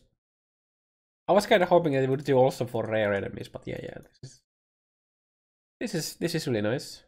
This is really fucking good for any build that has issues getting onslaught, because you can do this with cast and damage taken stuff, or like someone doing EE with Stormbrand or something like that. You just slap onslaught on it, and now you get this every now and then while boss fights. I mean, it's definitely useful. Absolutely useful. Ball lightning, yeah, so many things. Castman damage taken. Orb of Storm. Castman damage taken. Castman damage taken. Well, fucking Stormbrand. Whatever. There's so many ways. This is like really nice. I don't think anyone's gonna use this on main skills ever, but that's really nice for like secondary setups.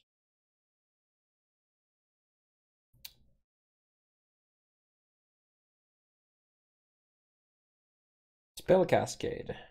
40% less from 50 into 21 from 31. I don't think people are still gonna use this that much. I mean, well, okay, there are builds that do use this, but...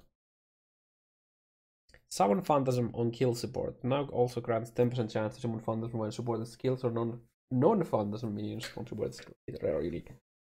This might actually make people use Summon Phantasm on one of the Spectre links, for example. Kinda cool. The biggest issue with this was that you just couldn't get them for bosses, so that's kinda nice. I like that. This is the SRS buff.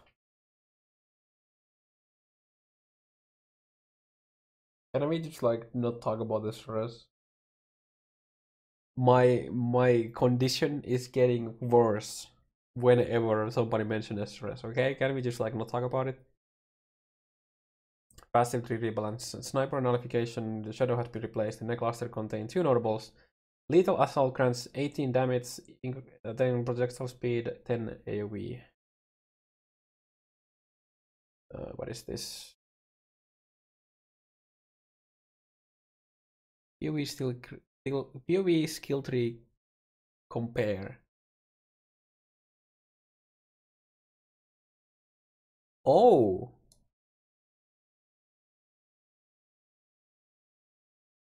that is very cool. We're gonna take a look at that in a second. We're gonna take a look at that in a second.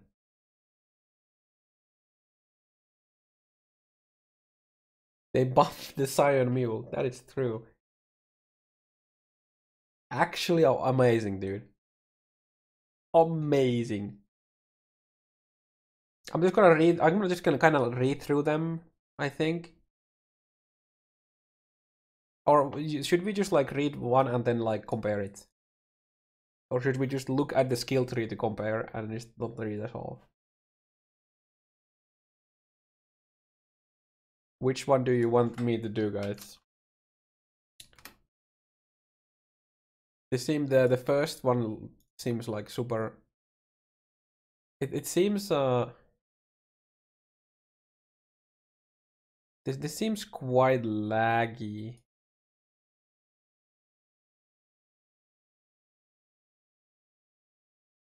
Yeah, well, it's whatever. Okay, let's just take a look.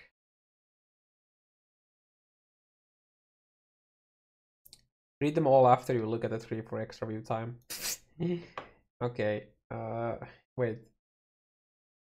This feels a bit bad because I don't like see the. It's because we don't see the connection, so it's kind of awkward. But obviously, yeah.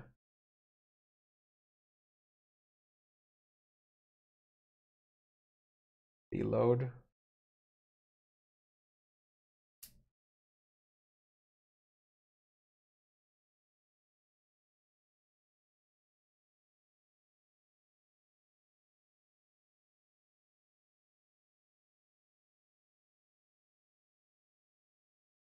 I don't know. It feels a bit awkward like this, but it's fine. Browser. I'm using Chrome. Chrome. I am using Chrome. You know what we're gonna do? We're gonna read the line and then we're gonna go. Okay, so the sniper notification. 18% damage, projectile speed AoV, small passive nodes, 8 damage, projectile speed AoV.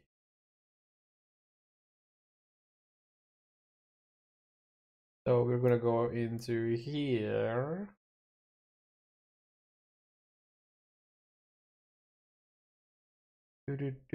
Can you wait? Did we lose resist? Control. Right. I don't fucking remember what control does.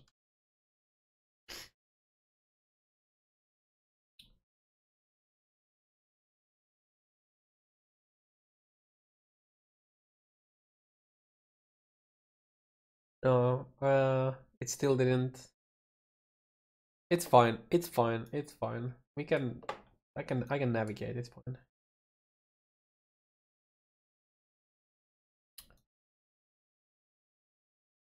So Fangs of the Viper. There's little nothing changing in this. Physical damage, chaos damage. I mean, okay, the change is it says global physical damage. Okay. Oh, these are just changed to global. Yeah. Okay. So all the physical nodes are just global physical. So flat. Oh wait. Yeah. Okay. So the resistances are in the minor nodes. Okay, I see. That's a decent amount of life. 24 flat and 5 max. Oh, I tried the control F5, didn't do anything.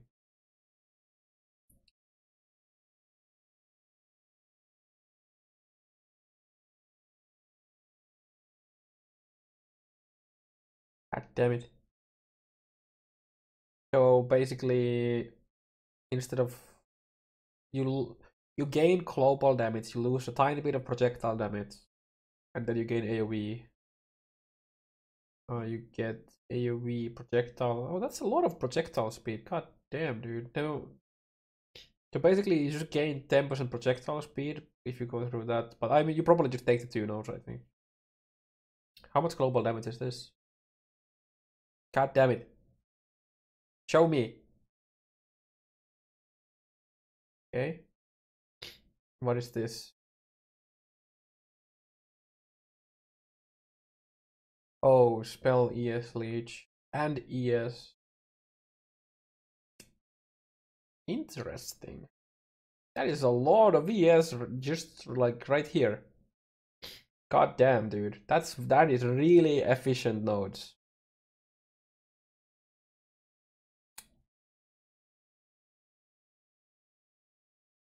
Huh.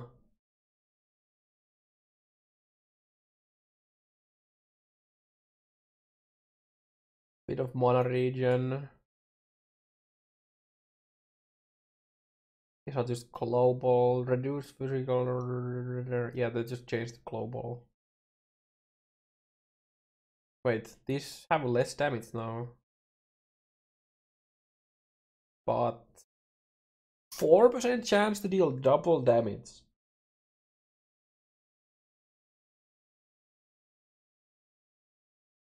%20 reduced reflect physical damage taken. Holy fuck! That is a good cluster. Oh my god.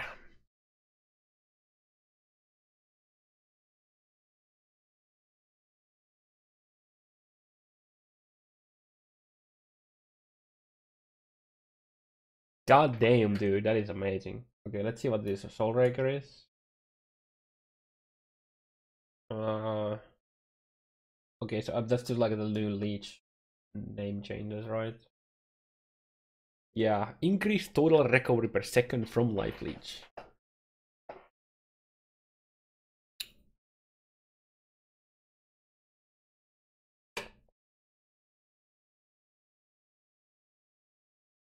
This is from the JSON data that they gave, I think. Okay.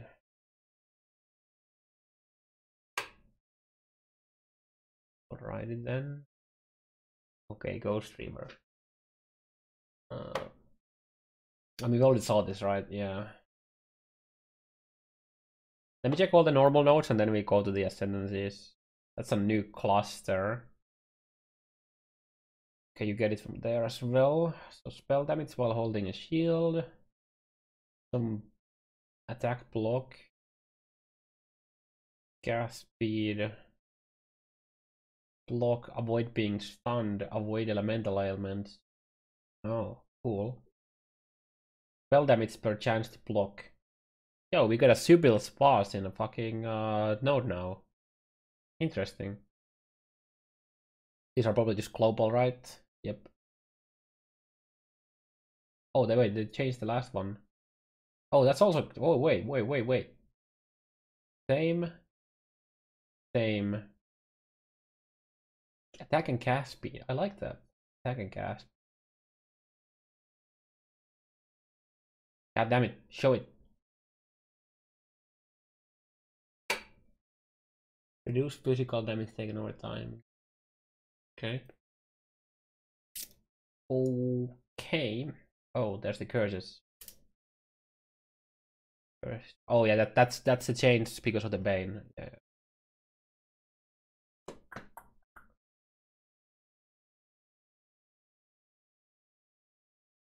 No changes there. Oh, these are the are these? This is the ones that use the movement speed, right?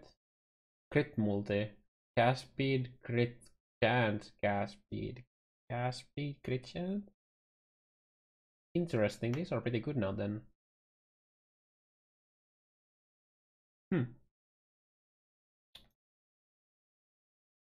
What this? New channeling cluster. Sorry about that. Can I please click it? Okay. Damage, avoid being stunned while channeling. I really wish that it was just like, well, if you have channeled recently or something like that. What Windows am I on? Windows 95, of course. Attack and cast speed and damage. Okay, how about these? Crit chance. Does not affect 95. No. I'm gonna be good. 95 is gonna work just fine. Gladly. My Windows 95 is gonna be fine. There's basically this gaming resistances. Okay, and this is like crit chance. And crit mode. I see.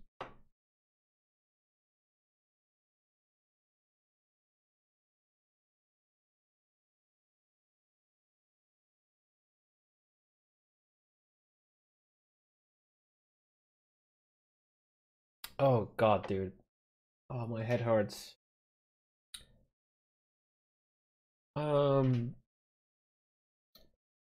Gain maximum mana as extra energy shield. That did not need to be buffed. Damn.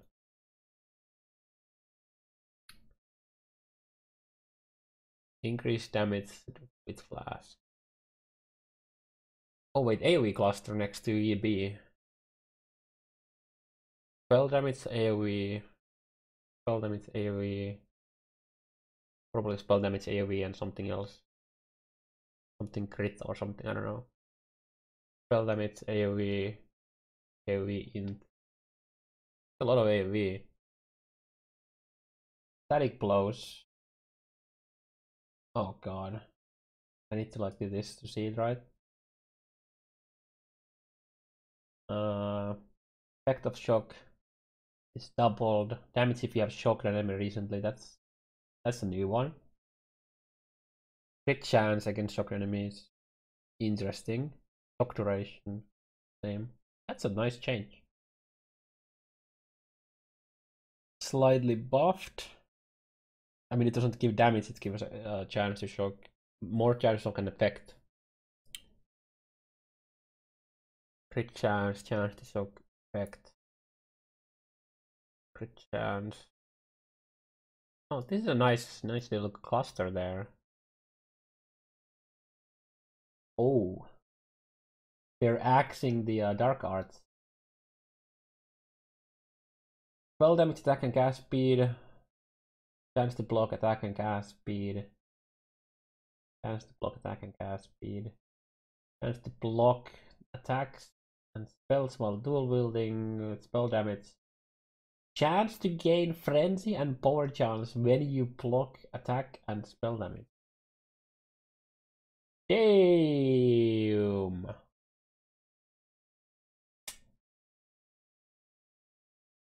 That is very interesting. No, can you fucking go back to it, please? Wait, how about that? Holy shit, dude. That is a really nice node. And this is like, these are the spell leeches. Or like the cold damage leech essentially. Oh wait. Cold damage leech energy shield. Lightning as energy shield. Wait. In the manifesto, or like somewhere it mentioned that it was spell damage. Hearts. Heart of Flame, Ice, and Heart of Thunder grant 0.2 of the respective element damage leech as energy shield. Whoa, it's not specific to spell damage. Interesting. That is very cool.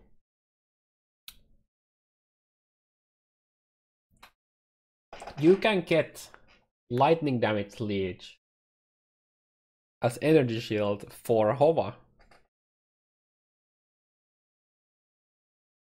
With that. Not that you really need it, but you know.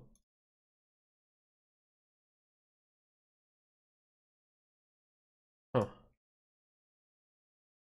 Okay, what about this? Oh wait, they're axing the spell, like the block nodes there. The first one is spell damage while wielding a staff. Spell damage with staff. Chaos resist. Block chance and damage with staff. Block damage. Okay. Block damage. Spell damage. Chance to gain unholy might on block for 3 seconds. Well, that's kind of interesting for something like BV. Like the BV staff builds. That's kind of cool, actually. Actually, really cool. You can get them for boss fights. I mean, it's extremely unreliable, but it's kind of cool.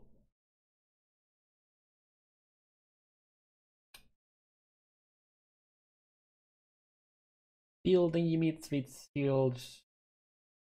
Same. Energy shield. Block, energy shield. Block. Okay. So they basically change, like remove that and then move it here a bit with some changes. Okay, new cluster. AoE with a staff. AoE cast speed, attack speed with staves. Attack speed, cast speed, AoE, and AoE. Okay. Doesn't look too insane. These are just like changes to the name so that they work with Bane. Wait, 1 point spell leech here.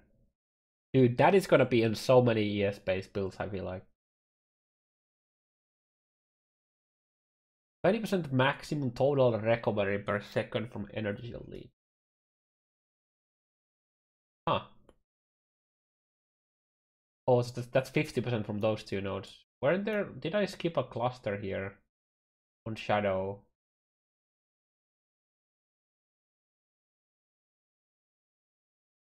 Yeah, here. Oh, yeah, that's the one we were already shown, right?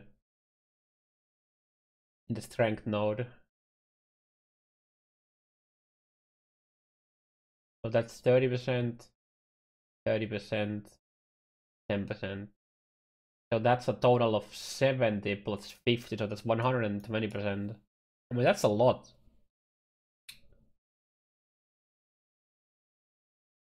TLDR about the new ES Leech. Maximum is 30%, so nerf for the in-stacking gold and buffs.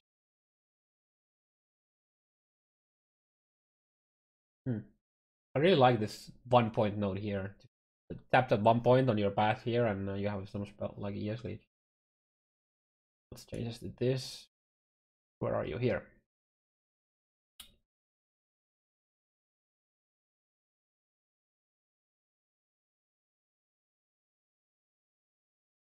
Oh, they removed the ailments with attacks. And added crit multi. Okay. How about this? More cast speed, energy shield recharge rate. Oh. Same and the mana region. Wait, when did they add the energy shield recharge rate to mental rapidity? I can't remember that.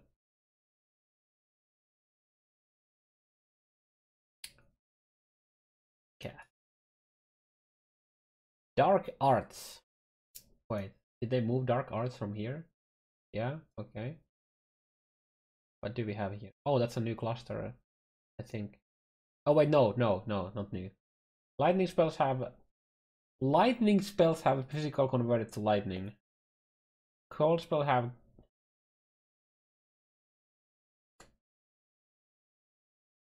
why so specific? Ugh, I don't really like that. Oh yeah, we have the staff crit banner. That's really nice actually. To fuck EK. I mean, I guess, yeah, sure. Their EK spell. Yeah, but EK is not a cold spell or a lightning spell, so you can't do the conversion from it. That being said, you just get the you just slap physical to lightning, and then you get physical to lightning converted implicit, and then you master craft another 25, and boom, you have 100% physical to lightning, and then you use the ring to convert like 40% of your lightning to cold, and you're gonna have fun times. Also use hate, because why not? Okay, you probably won't use hate or that, but I mean, you could. So we have, wait. Cast speed while dual wielding. Cooldown recovery speed of movement skills. That's really nice for flame dash. Even more. Oh my goodness. Movement speed, spell damage. Movement speed, spell damage. You guys, we got some racer nodes here. Racing nodes, PogChamp. Mana region. If you're using the mana movement skill recently, attack and cast speed. Cast speed. Okay. Okay, that's kind of cool. How about what is happening with this? Oh, okay, so you have all of the different spell conversions. Okay, cool. That's one of the new clusters. Channeling skills. And cast speed. Yeah. And then the additional damage. Rune binder.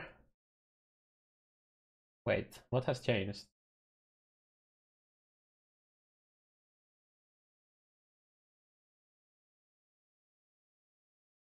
Can somebody help my mashed brain to tell what the fuck it changed?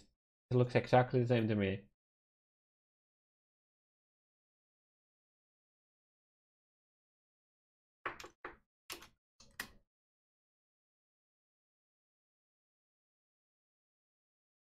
Okay.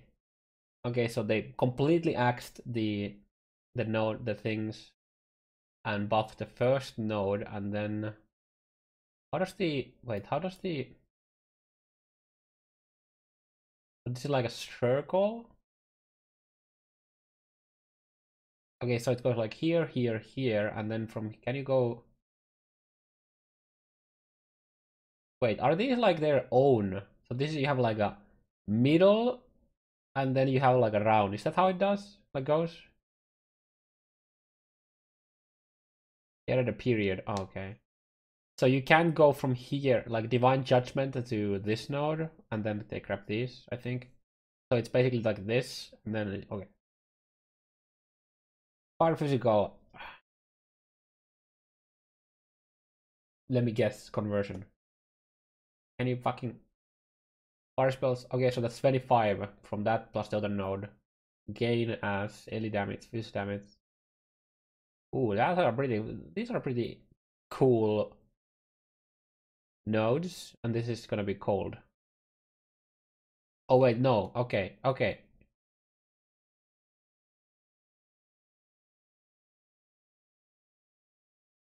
That's 10. Wait, where's the extra cold? You're missing cold, right?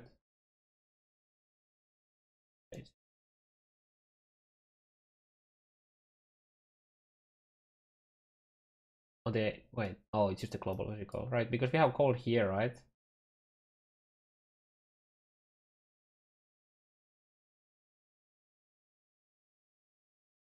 Oh, never mind. Never mind. Yeah. They just, yeah. It's because of the holy team. Yeah. We have. I know we have the second cold wheel on the ranger, but did they do changes to that? Okay, they changed the mana. I mean, obviously because they changed how the wording is. This is like unchanged. Yeah. Vaal pact. Wait, did I actually check all of these yet? I think everything here is now looked. Yeah. Oh wait, they changed these. Oh, they're giving cast speed. Oh, cool. Okay, how about this? Oh, buffing this? Something useful, please? Some all resist. Oh, kind of cool, actually. That's 12 all resist in 3 nodes. That's useful, like, early on for Soul Self-One, especially.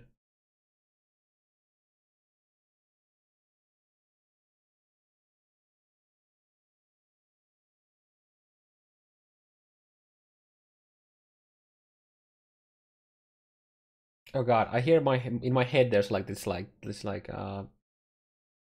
weird noise when I do that. Oh god, I don't know how to explain it. It's like and then it just fades off.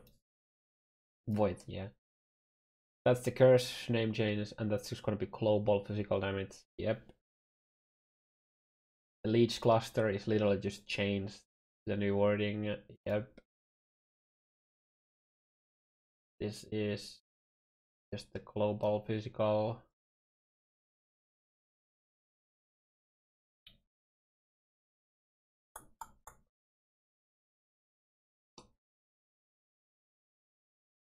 Yep. That's just like rewording on all of these. Yeah. Yep. Okay, Vaal pact. Life leech per second is doubled. Maximum total recovery per second from life leech is doubled. Goodbye. Vaal pact with ES leech. Okie dokie. We check that. We check that. Oh, that's changed. Oh, it's just a global. I'm really digging these changes, dude. I like this. Okay, let's check the Inquisitor first. So wait. Start the attack. Yeah, then you have the crits. You have that. Okay. How am I supposed to fucking read this, dude? Okay. I can that. Can you like eh, eh, eh. Consecrate, fuck it. We just read it from here. Okay, let's just start from here. Space Killer now also got to use the game power or frenzy charges each second while channeling. Fuck, I need this. Oh, each second. Okay, that's really cool. That is really good. Ghost Dance has been completely reworked. It now causes you to gain Ghost Shroud every second up to a maximum of 3. 3% reduced damage taken by Ghost Shroud when hit, so that's up to 9%. Lose Ghost Shroud and recover energy shield equal to 5% of your evasion rating. 5% chance to evade while you have energy shield, and 10% move speed while you have energy. Wait, is this per shroud? Or whenever you lose? No, lose a ghost shroud. So this is per, right? So is that up to 15% of your evasion rating? So if you have 40k evasion,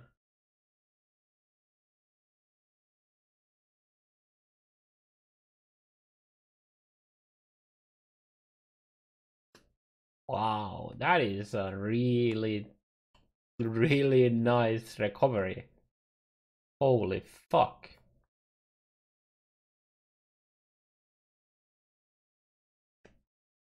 Can I like look at it from here though?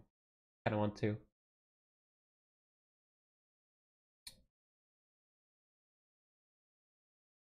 Just like different, changing them a bit. Okay. Swift Killer is just the friendly charge thing.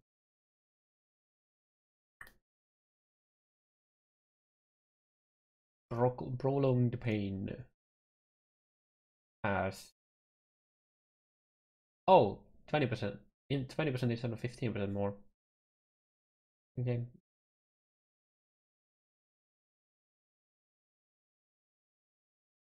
Ghost chance dance. 5% chance to evade while you have ES. Reduce damage taken per Ghost Shroud.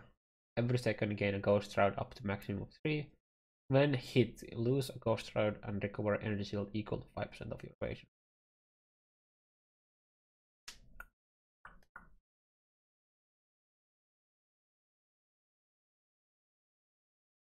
Oh, you say I can do this? Because I don't need to really compare anymore. Okay, that doesn't work. God damn it. Alright, is it literally like this?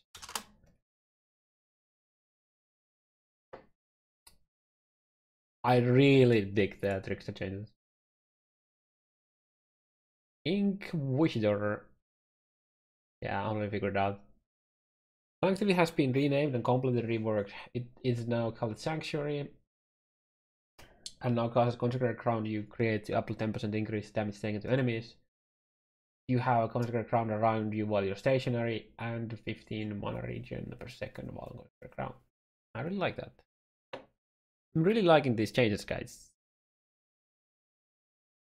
Yo's path has also been reworked and now grants 20% attack and cast speed while on Consecrated Crown. 25. Wait, that's it. Yeah, that's really. Consecrated Crown now you create grants immunity to elemental ailment to you and allies. 100 years reach per second. Okay.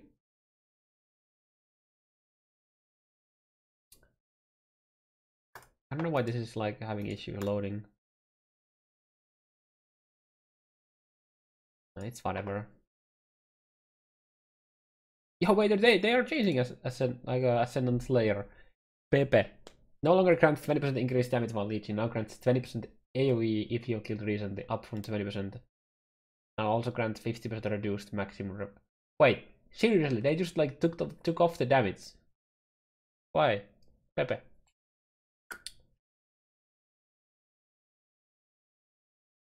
From 6% regen to 15 mana 200 ETH.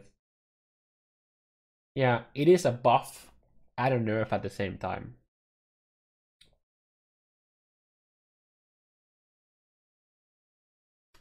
If my brain is calculating correctly. Item balance. We don't need that anymore. Enchantments such as those found in the labyrinth now have their own mod slots. Yep, that is really nice. Bone helms and shit like that. Enchantments for Stormbear, which previously had an additional projectile, now instead grant the chance to create an extra orb.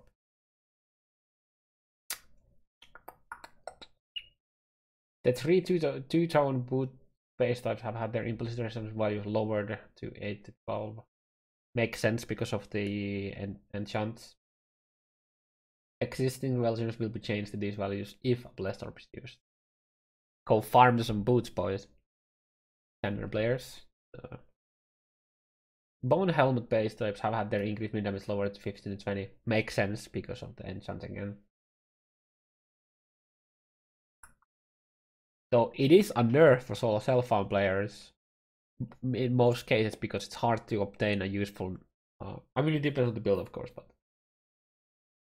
existing values will be changed to these values if less or used. Yeah, sources which provide aspect of the avian or aspect of the cat now have the aspect tracked, even when the item is no longer active. This makes it impossible to sustain one portion of the aspect's alternating buff. Okay. Makes sense.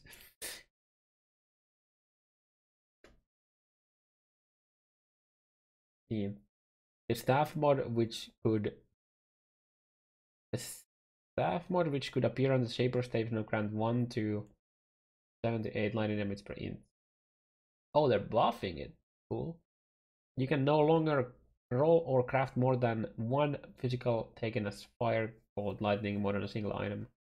Damn, that is a big nerf for the helms. The same goes for physical damage converted to fire, cold, lightning. Ooh.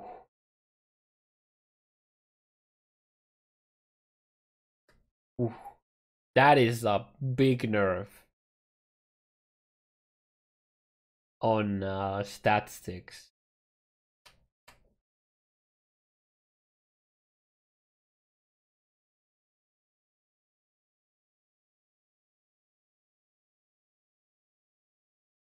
Or like physical Adidas. No, wait, I'm dumb. That's conversion, not Adidas. That is converted, not Adidas. Yeah. Yeah, converted, yeah. I'm just dumb. I can't read. So, if you want gloves with 50% conversion, you have to get the implicit from the synthesis mods and then craft, I would assume, because there are different pools, I would think. I don't know. I would assume that's the case. So you can still get 50% from that. Should be? I don't know. Kind of makes sense. It should be. But I guess we'll see, because the implicit isn't crafted or use Rim's Arrow. I would use it like an actual proper clothes instead of Rim's Arrow, please. But yeah, yeah. Makes sense. Isn't near that good. Yeah. I mean, you have the conversion node on the skill tree, so you can do the full conversion to lightning potentially with just 25 hits to lightning and then nodes on the skill tree. So it's not that the worst, but you know, that's nodes that you have to take then.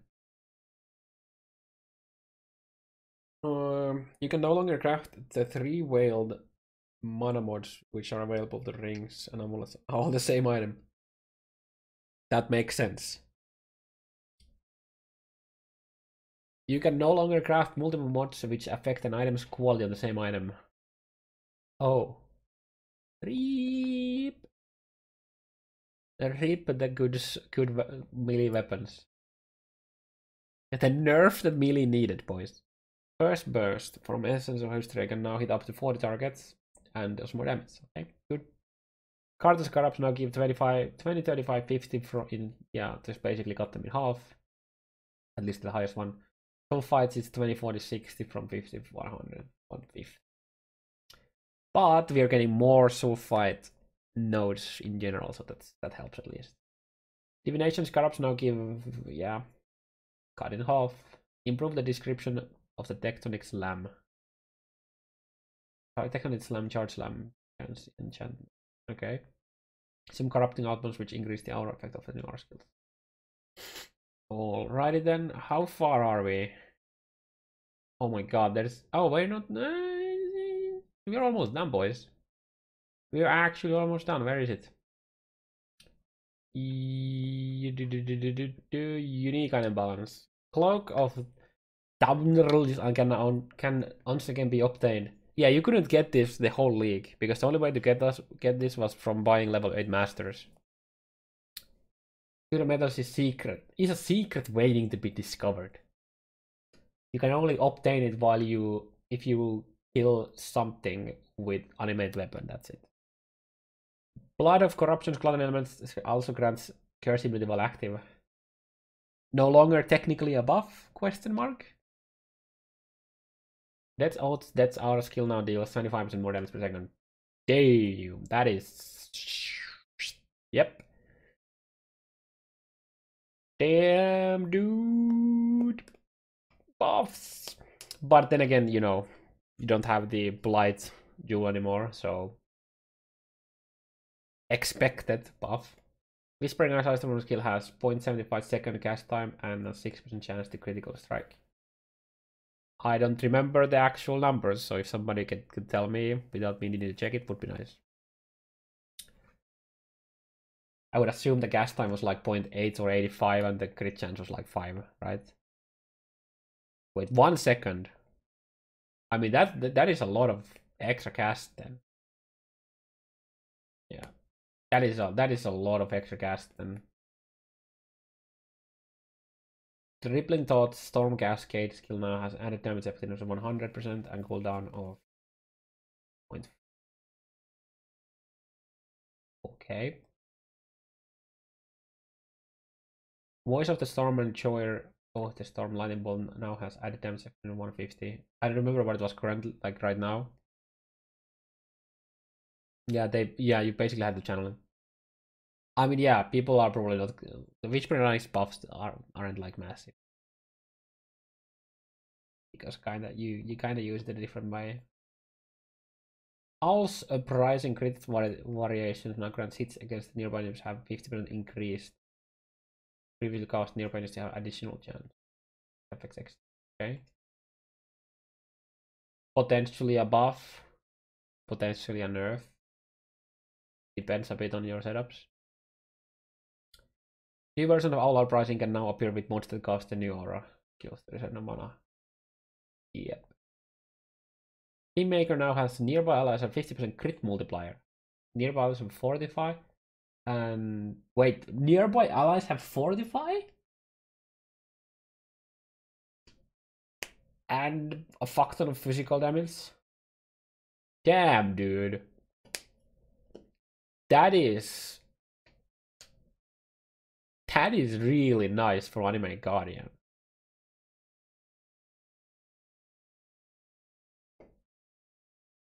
Oh wait, no, the physical damage is the weapon itself. But yeah, that fortify is fucking big. Holy fuck. And well, the crit multi isn't bad either, of course. But yeah, I really like that change. Tomb Fist no longer grants attack speed. Existing versions. Wait, Tomb Fist no longer grants attack speed. Existing version of this item will lose the increased attack speed if Divine Orb is used. Do it, we dare you.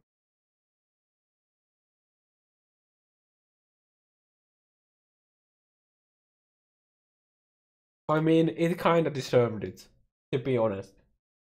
It definitely deserved this nerf. Lore Weave. Oh god, I wanna read this. Now set your maximum resistances to a maximum of 78 from 80.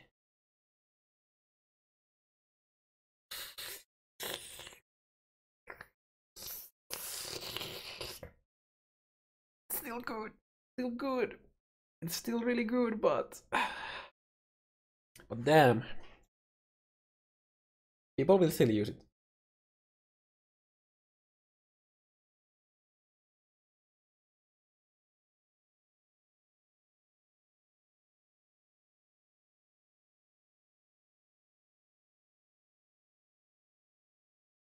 People will still use it. Unless there's like very easy ways to get more max resist from like synthesized implicits or something like that. Oof. Yeah, it really depends. It really depends. That's still really good.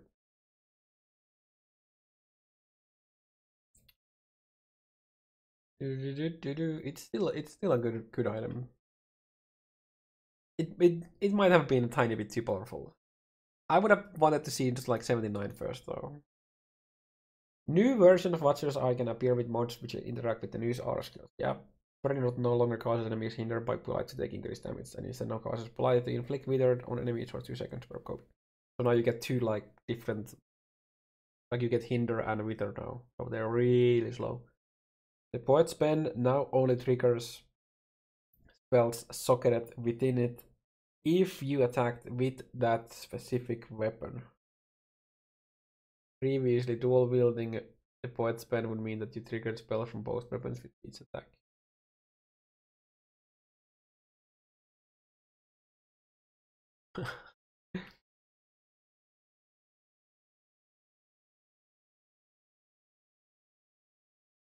Okay.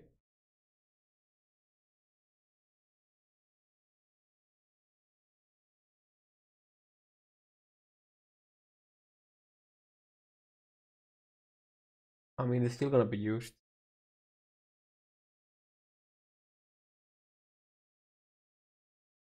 Like you just need to stack attack speed now.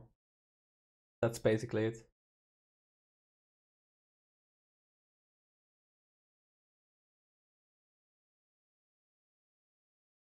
Yeah, I really want to see the Watcher's Eye mods too. Clarify the description of Eternal Apple, which removes entered charges upon reaching maximum charges. Good. Updated the description of Soul Tether to reflect the leech mechanic. This not change the function of the item at all. Cinder Swallow, your turn now applies a custom ignite visual effect. Basket. Okay, good. World changes. Lilyrot's gems are now shorted in the skills and supports, and she now sells added chaos damage support and DD mines. That is very good for Soul Found players. Helena no longer follows the player into Lord's Labyrinth to read crafting recipes as she as in the past, is our styles. You'll have to pass the important crafting knowledge onto herself. Onto her yourself. At least Helena can't die now, so that's good. Crafting unlocks from the prophecies related to members of the Pale card, as well as the unlock from the counter, can now be used up to 6 times. That is really nice for people who play in groups, because previously it was literally just once. Monster changes. Bosses which previously had 60 or 80% less effective curses on them now have 33 or 66. This includes map bosses, incursion architects, fail targets, breach lord, shaper, elder, and others. So, what is the difference of temp change and enfeeble now on the those big boy like shaper and elder with the 66%? Anyone who has done the math? My brain's too much to do it. I know they're worse, but how much worse? And then all the damage curses are a lot more strong, like a lot stronger now. But like, how much worse are they? I'm doing some of the math already because my brain doesn't function anymore to do that. I'm like literally crashing. Spectre Blood Chieftains now have a cooldown on the power chance generator. Rip.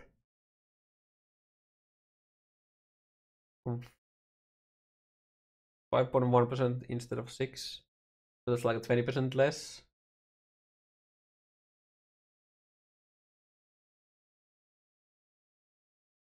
From 5.8 to 4.76 for temp change, 6 to 5. Okay, so that's like 20% worse in people. And roughly the same.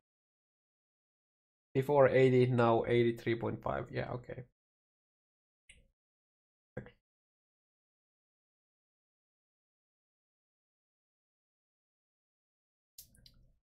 Okay.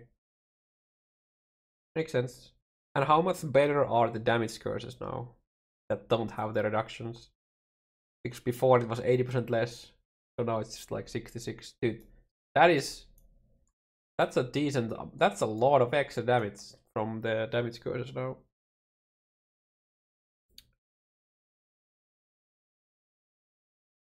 Okay, master changes. No, wait, no.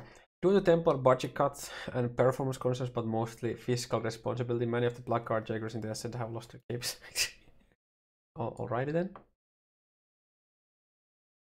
John Ordo is now a master, and John no sells hideout decoration. You can advance John's hideout level by defeating ranked syndicate member. John's Atlas objectives will now begin appearing on the Atlas map. Maps in John's shops are now shorted by here. Thank you. It was really weird having them like just like in a fucking random order. Betrayal changes. Areas which contain John will integrate majority cases now contain 3 separate immortal syndicate encounters. So in the case where one is locked, like if I would assume that this means that whenever you have a safe house already 100%, then they don't spawn. And that's it. They just like don't spawn. The mastermind encounter has been simplified, clarified, and made easier. Killer searches now activate at slower rate. That's nice. All the Skellies will no longer spawn in graveyard areas with an active green fire effect. Alright. That's really good. If you want to take them off. Increase the radius at which mastermind volatile settings explode, making it easier to safely trigger them. That's really nice. Improve the behavior in and around the active green fire graveyard area thing place. You can get fucking corners anymore. That's also nice. Hakun research that now gives items that can exceed 20% quality up to 30% at rank 3. That is really nice. If you can somehow get Elder and Shaper items from it as well, which I don't think you can. Aku's chest while on escort duty can now give more and better items. Okay. Aisling on intervention duty now gives jewelry with 2 world mods. That's kind of cool. Nobody's still gonna use it because corrupts are too good. If that's fled, and you can use this on research to get the 2 anyway. Wait, what's the research? I don't remember where it is, but you can get the 2 anyways. Hit that fled on fortification duty now gives more rare abyssal jewels. Cool. And always gives a Stygia voice at rank 3. Yo, that's really nice for Soul Self-Found. But I don't think anyone is gonna do that. Unless you're Soul Self-Found and you really want that, I guess. Hit that fled on escort duty now gives significantly more Breed Splinter. I don't think anyone's still gonna do it. Also, isn't this transportation? Guess they're renaming it. Janus on escort duty now gives more quality currency items, research, more Parandos coins, fortifications, currency shards. Vorigi on escort, more quality gems, including 21 and 23. Vorigi on fortification now gives more currency than my bullets. Okay. Okay. Vacan's chest in all jobs now give more and better items. Hopefully good enough. Veiled items drop more frequently from Immortal Syndicate encounters. Nice. Several veiled modifiers now have fewer tiers. Low tiers contribute more towards unlocking higher tiers, however it will on average take more unveiled to unlock the highest tier. Yep, remember that mentioned that. I'm not sure if I like that, because now I'm just gonna spend even more time in the fucking unveiling. I'm not sure if I like that personally. Eat that Flight's veiled mod non-chaos and chaos has been split into physical added chaos, lightning, cold, fire added chaos, and the values have been adjusted, so nerfed. New powerful versions of these modifiers can now appear in the basic mod pool on weapons and shields at high levels. New powerful version of these modifiers can now appear in the basic mod pool. Interesting. Huh. Yeah, if Vorigi gives 23% quality gem that is not corrupted, that's really interesting, because then you could try to corrupt it. Then you could attempt getting a 21, 23 Vaal skills, which is kind of interesting if that's the case.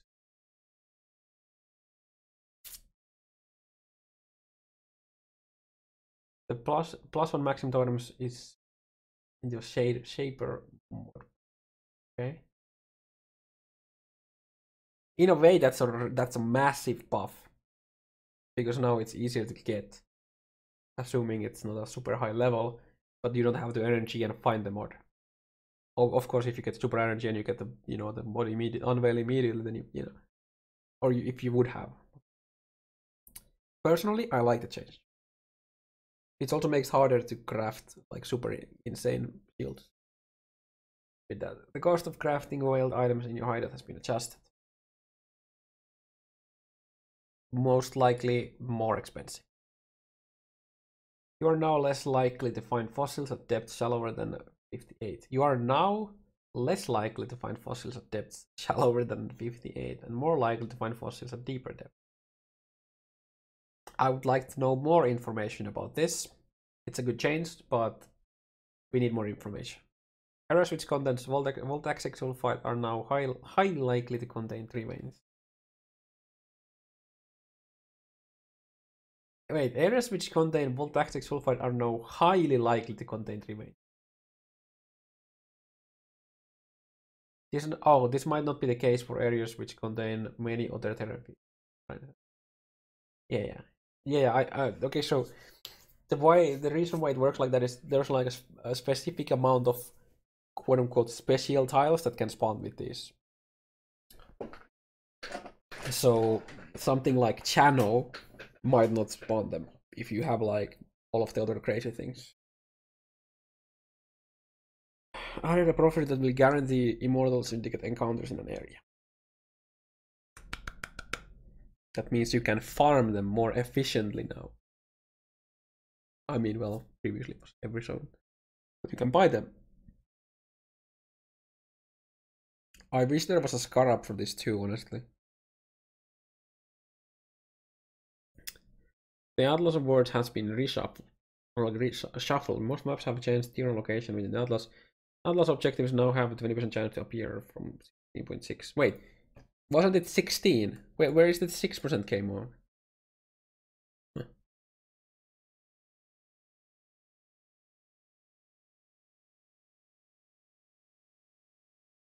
So the chance to get individual master is now lower. Not by much, of course. Improve the layout and visuals of the Caldera map and added new mini bosses. Okay. It's gonna be interesting. Are the mini bosses gonna be the fucking the totems and then the fucking licky dude? Oh my goodness.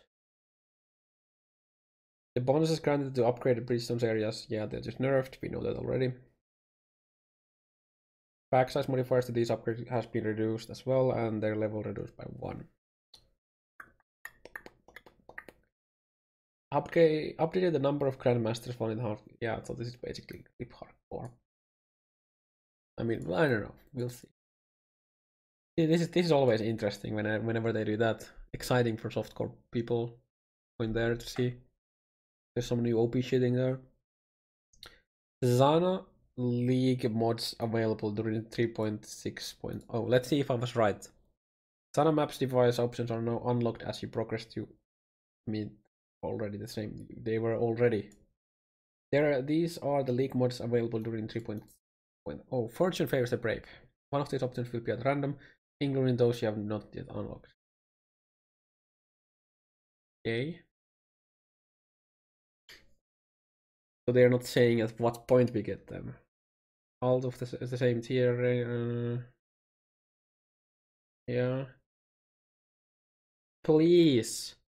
Please tell me that you don't get this shit when you complete a Shaper Influence T5. Please, just please, it makes no sense.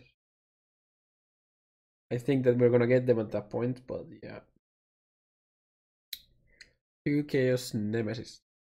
The League of picking up leather belts, boys. Leather belts are coming back. And beyond. Double beyond is back in the menu, boys. User interface improvements. Mod here. It's displayed with the advanced. No. Oh yeah, new. Yeah, this is a really good change. The crafting bench now displays all mods, not just the mods you have unlocked. That's amazing. Thank you. Added mini icons for the stats and guild stats. Whoa, that's a trade league buffs, boys. That is a massive trade league buffs.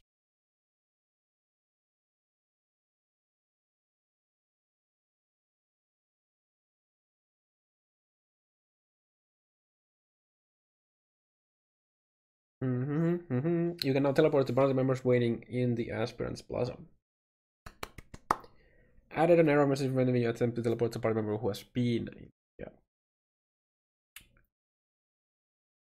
Added more information to master level information pop-up. Cool. Item filters can now filter out Shaver and Eldramas. I mean, of course there's people who want to do this. Fuck.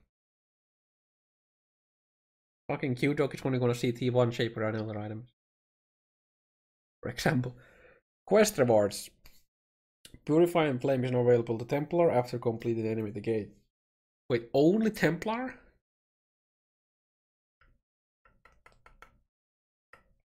Storm is available to Witch, Templar, and Scion. After Merveil. Wave of Conviction for the Templar after. Iteration Black is Fidelitas, right? Malevolence is now available for the Witch Shadow after Lost in Love. That's City of Sarn, I think. Not City of Sarn, the Crematorium. Bane for Scion, Witch, and Shadow. Probably available in the shop for $1. Yeah, I would want them to actually include those there here though, but yeah, so basically they're just telling added main gems to Geo's shop available once you've completed Picture of Fate. Yep.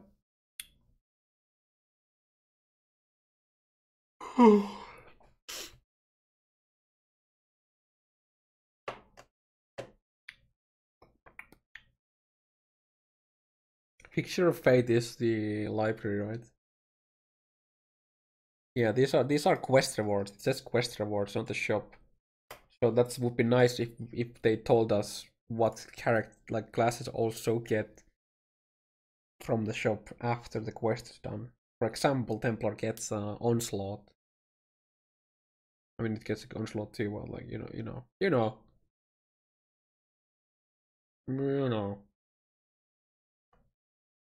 But there are like cases where you get like you don't get a gem from a reward, but then you can buy it afterwards. Spells triggered from cast and crit and cast immediately now have the damage scale based on your attack speed. Oh, PvP changes. Okay, yeah.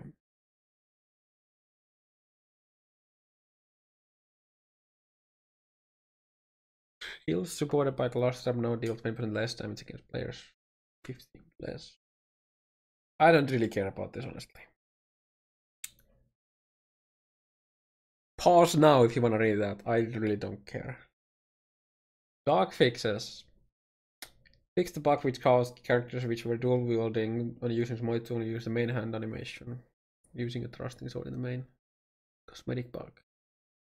Fix several bugs which could cause immortality particularly to appear in... Oh, nice! Fix a bug which cause... Want to buy bug fix for Moon Temple transportation by the way, because that's like one of the best T10 maps. And people are actually gonna farm that in this league. And then you're gonna get the fucking stupid transportation and it's to like last a second and you... Thanks. Fix the bug which causes additional emoji to appear as if we're only using a single hand to attack. It's already, yeah. Fix the bug to spread to Goham Herald from dealing damage to multiple sneaker for skates. Nice. Fixed a bug which could cause nearby rooms in Azure Mine to appear to have crafting benches when they actually didn't. Maybe you should lay off the sulfide. Fix the bug which could allow you to kill Katarina multiple times from the same encounter. Interesting. Fix the bug with Frozen Hollow Wolf encounter in Azure Mine that could grant players when it shouldn't. Adjust the size of the Divine Righteous Fire effect appeared as thought it affected a larger area than the base Righteous Fire, but there's pure cosmetic difference. Okay, dude. Okay, we are all gonna believe that. Just like in the EK case. Remember with EK? I think it was like the Ethereal Stars, and you just basically got like double the projectile speed or something like that with the MTX. Fix the bug where the chance to avoid all damage was rolled on pair damage type base. Wait, fixed a bug where the chance to avoid all damage was rolled on pair damage type basis rather than for all damage types at once. Oh. Huh. Okay. That's that's weird because if you have a lot of elemental damage, if you're running a map with more monster that's physical damage and it has like added chaos, like added lightning, fire, and cold, and you just like avoid a bit of it, weird. Fix the big bug which caused Shattering Steel to only ever use the main hand weapon. Well, rip stat sticking with that. Fix the bug where you could get a message that you have failed challenge step immediately after successfully completing it. Nice. Fix a bug which caused you to get 2 stacks of grasping vines on your first hit against an enemy with vine snare or nemesis.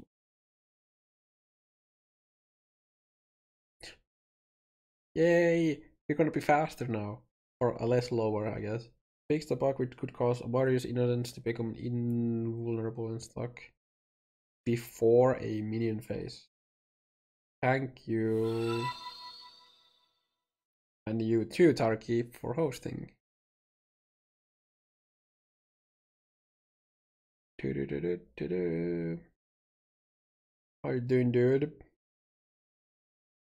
Fixed. Wait, did it take you this long to get through the bats notes, or you just been fucking around?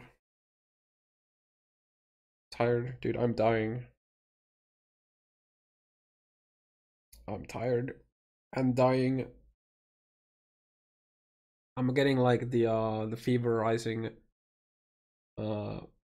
chills now, but I'm almost done, so it's fine.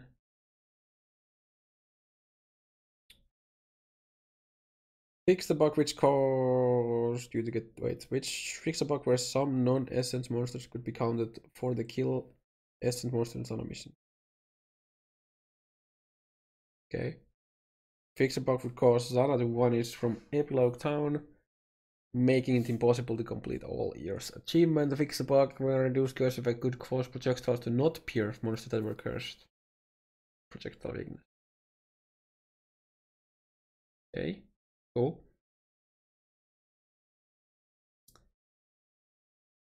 Fix a bug which caused players to take fire damage from burning ground if they had any sorts of increased aura effect on themselves despite using the... this is so weird, dude. Fix the bug where aspects such as of the avian remained active despite changing your body armor to the spell. Phobic. Crucial spell. Spell phobic. Fix the bug where the reset audio levels button would not affect the chat alerts. Thank you. Fix the bug where a player could enter a party member's shape or stronghold and complete it without the stronghold being removed. Wait, that's another bug. I didn't know about this bug. Fix the bug where a player could enter a party member's shape or stronghold and complete it without stronghold being removed from the player. Wait, so you could actually farm strongholds all the way to the end of this league if you were in trade league. If you were doing it. Oh my god, dude. The fuck. So another person opens the map, you clear it, and then just the owner leaves the map and the guy finishes it, and you get sextants, chisels, horizon orbs, uniques and everything. Oh my god. And Atlas carded no. Yeah. Don't really play in the group like parties, so that's so weird. God damn it, dude. I wonder if that would have been the case with like if that was the case with Elder and Elder Guardians too. Fix some bugs related to large map device variant hideouts. The bug where Jorking would continue to generate unholy relics even after being defeated. Thank you, that's nice. Fix the bug where Ice Spear would revert back to its first form indefinitely after hitting an enemy if the caster was wearing the Snakebit unique ring. That sounds such a weird bug. Fix several bugs where sources of specific minion duration modifiers would affect Summon Phantasm too. Okay. Fix the bug which could cause your client to freeze briefly when you open and close the pin in the chat window. Fix the bug where your spell totems would inherit the Blade Vortex stacks from you rather than having their own set. Reap. That one Wolfio build is now dead. Fix the bug. I mean, well, I'll use it too at some point. Fix the bug which caused monsters that use discharge to fail to play their casting animation. Fix the bug where you could unveil the 200 version of the Arcane Church on Killwell on 100 weapons. Wait, you could? Oh god. I wonder if you could also craft it on there afterwards. Fix the bug where dying in the menagerie would not correctly penalize your experience or count towards your total hits. It will now. Don't die in menagerie, boys. Anymore. We really hope you enjoy Battle of Exile. Thank you for the support. Okay. Now for the quick TLDR, I guess. For the cold fizz of the YouTube. I don't know how long this took. This took like, I don't know, 2.5 hours, 3 hours, something like that. I really like the skill tree changes. Skill tree. Okay, actually, you know what we can do. Okay, so major new content and features. So basically new skill gems. Some of them look really nice. Some of them are kind of like, I don't know. Character balance. I don't fucking remember what these things have. Oh yeah, there's the leech. I'm looking forward to the leech things with ES. ES builds are gonna be nice. Consecrated crown changes are amazing. Crit changes are pretty fucking amazing. Not sure about this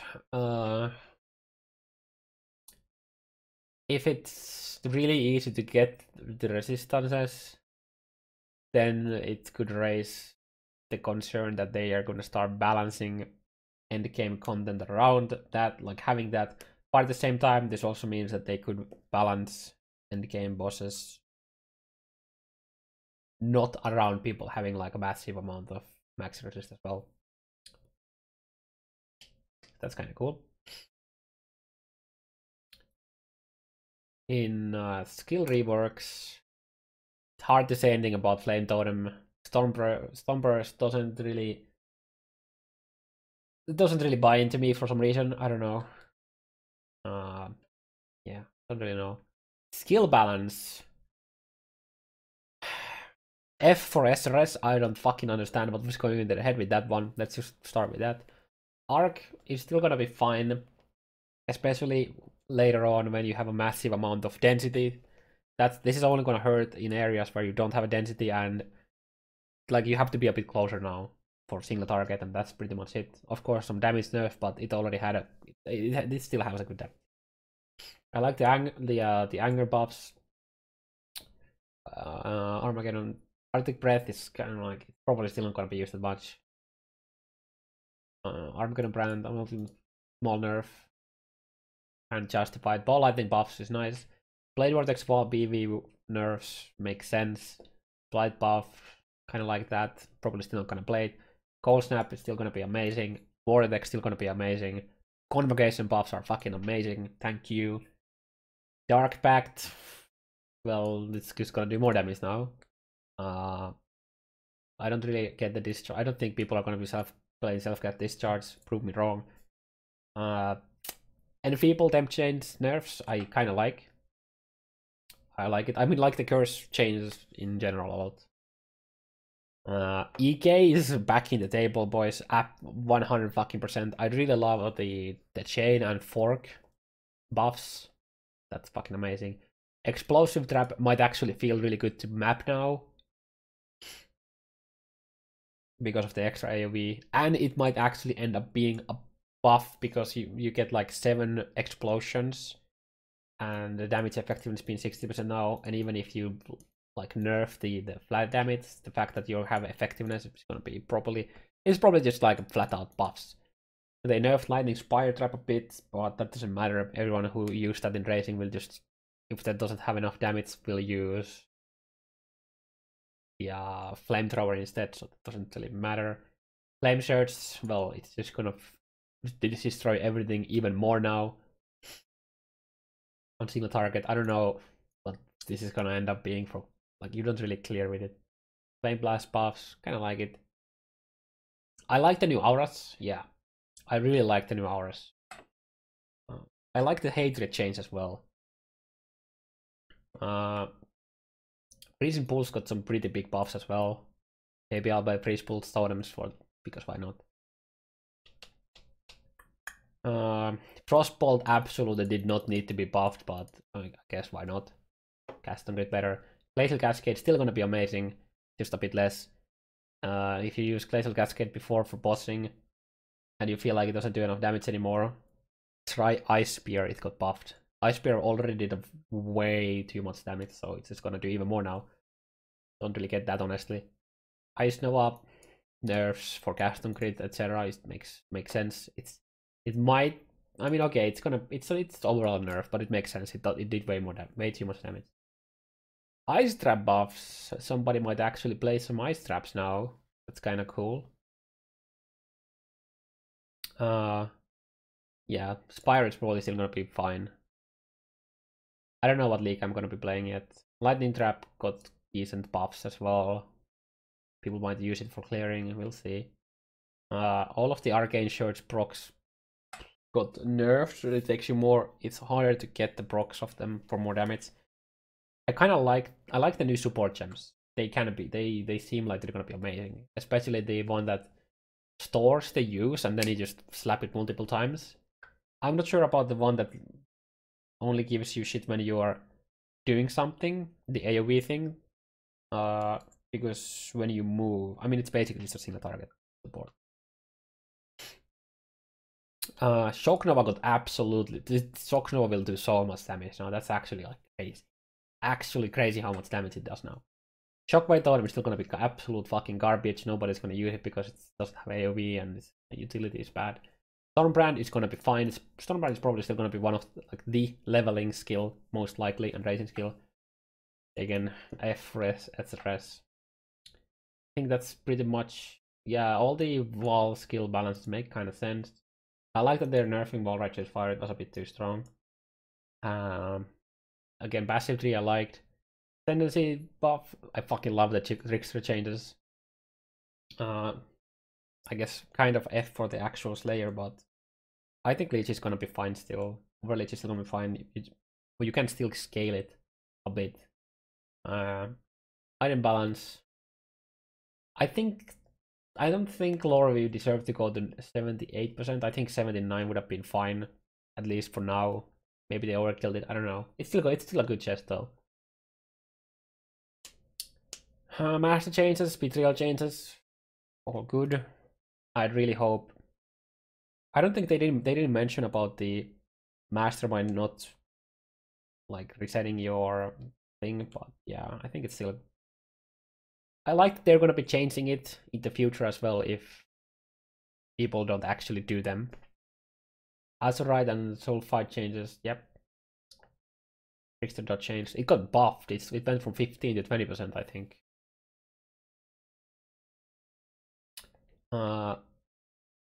What else? I think that's pretty much everything that comes to my mind right now. But my mind isn't really working on the full scale right now. I'm a bit sick. Can't wait to go fucking sleep. Yeah, fork. EK fork is definitely gonna be used. I'm pretty sure. Oh, Arcane Shirts change is really nice. I like this as well. Now you might actually want to use it on some skills as a support.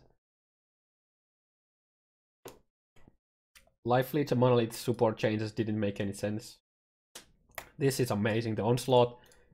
I feel like this is so fucking good for like Aspen damage taken setups with something like Stormbrand or Orb of Storm or something like that. I like it. I can't really say anything bad about the skill tree changes, honestly, at the moment. I feel like all of them will be kind of cool. Oh, actually, I guess one thing is that the conversion is only for spells. But, I mean, it's kind of justified, but yeah. The BIOS path, it went from like 6% like region, right, into flat, which means that it's buff and nerf at the same time. I kind of like the fact that they nerfing like the super endgame setups while buffing the not so endgame setups. But yeah. Good night, Dag. I don't think they needed to remove the damage while leeching from the Ascendant. I mean, they did buff the AoE. That's kind of, it's a good trade-off, I guess. Yeah, overall, I think these are pretty damn good. If I had to rate 0 to 10, 0 being everything is fucking dog shit, and 10 being everything is fucking amazing, I'd say this is probably like 8, 8.5. Obviously, some weird melee nerfs. I don't actually remember what it was, but there was something that I just can't think of right now. A lot of Glacial Cascades of a minor incident, it's probably still gonna fucking destroy everything, I think. Yeah.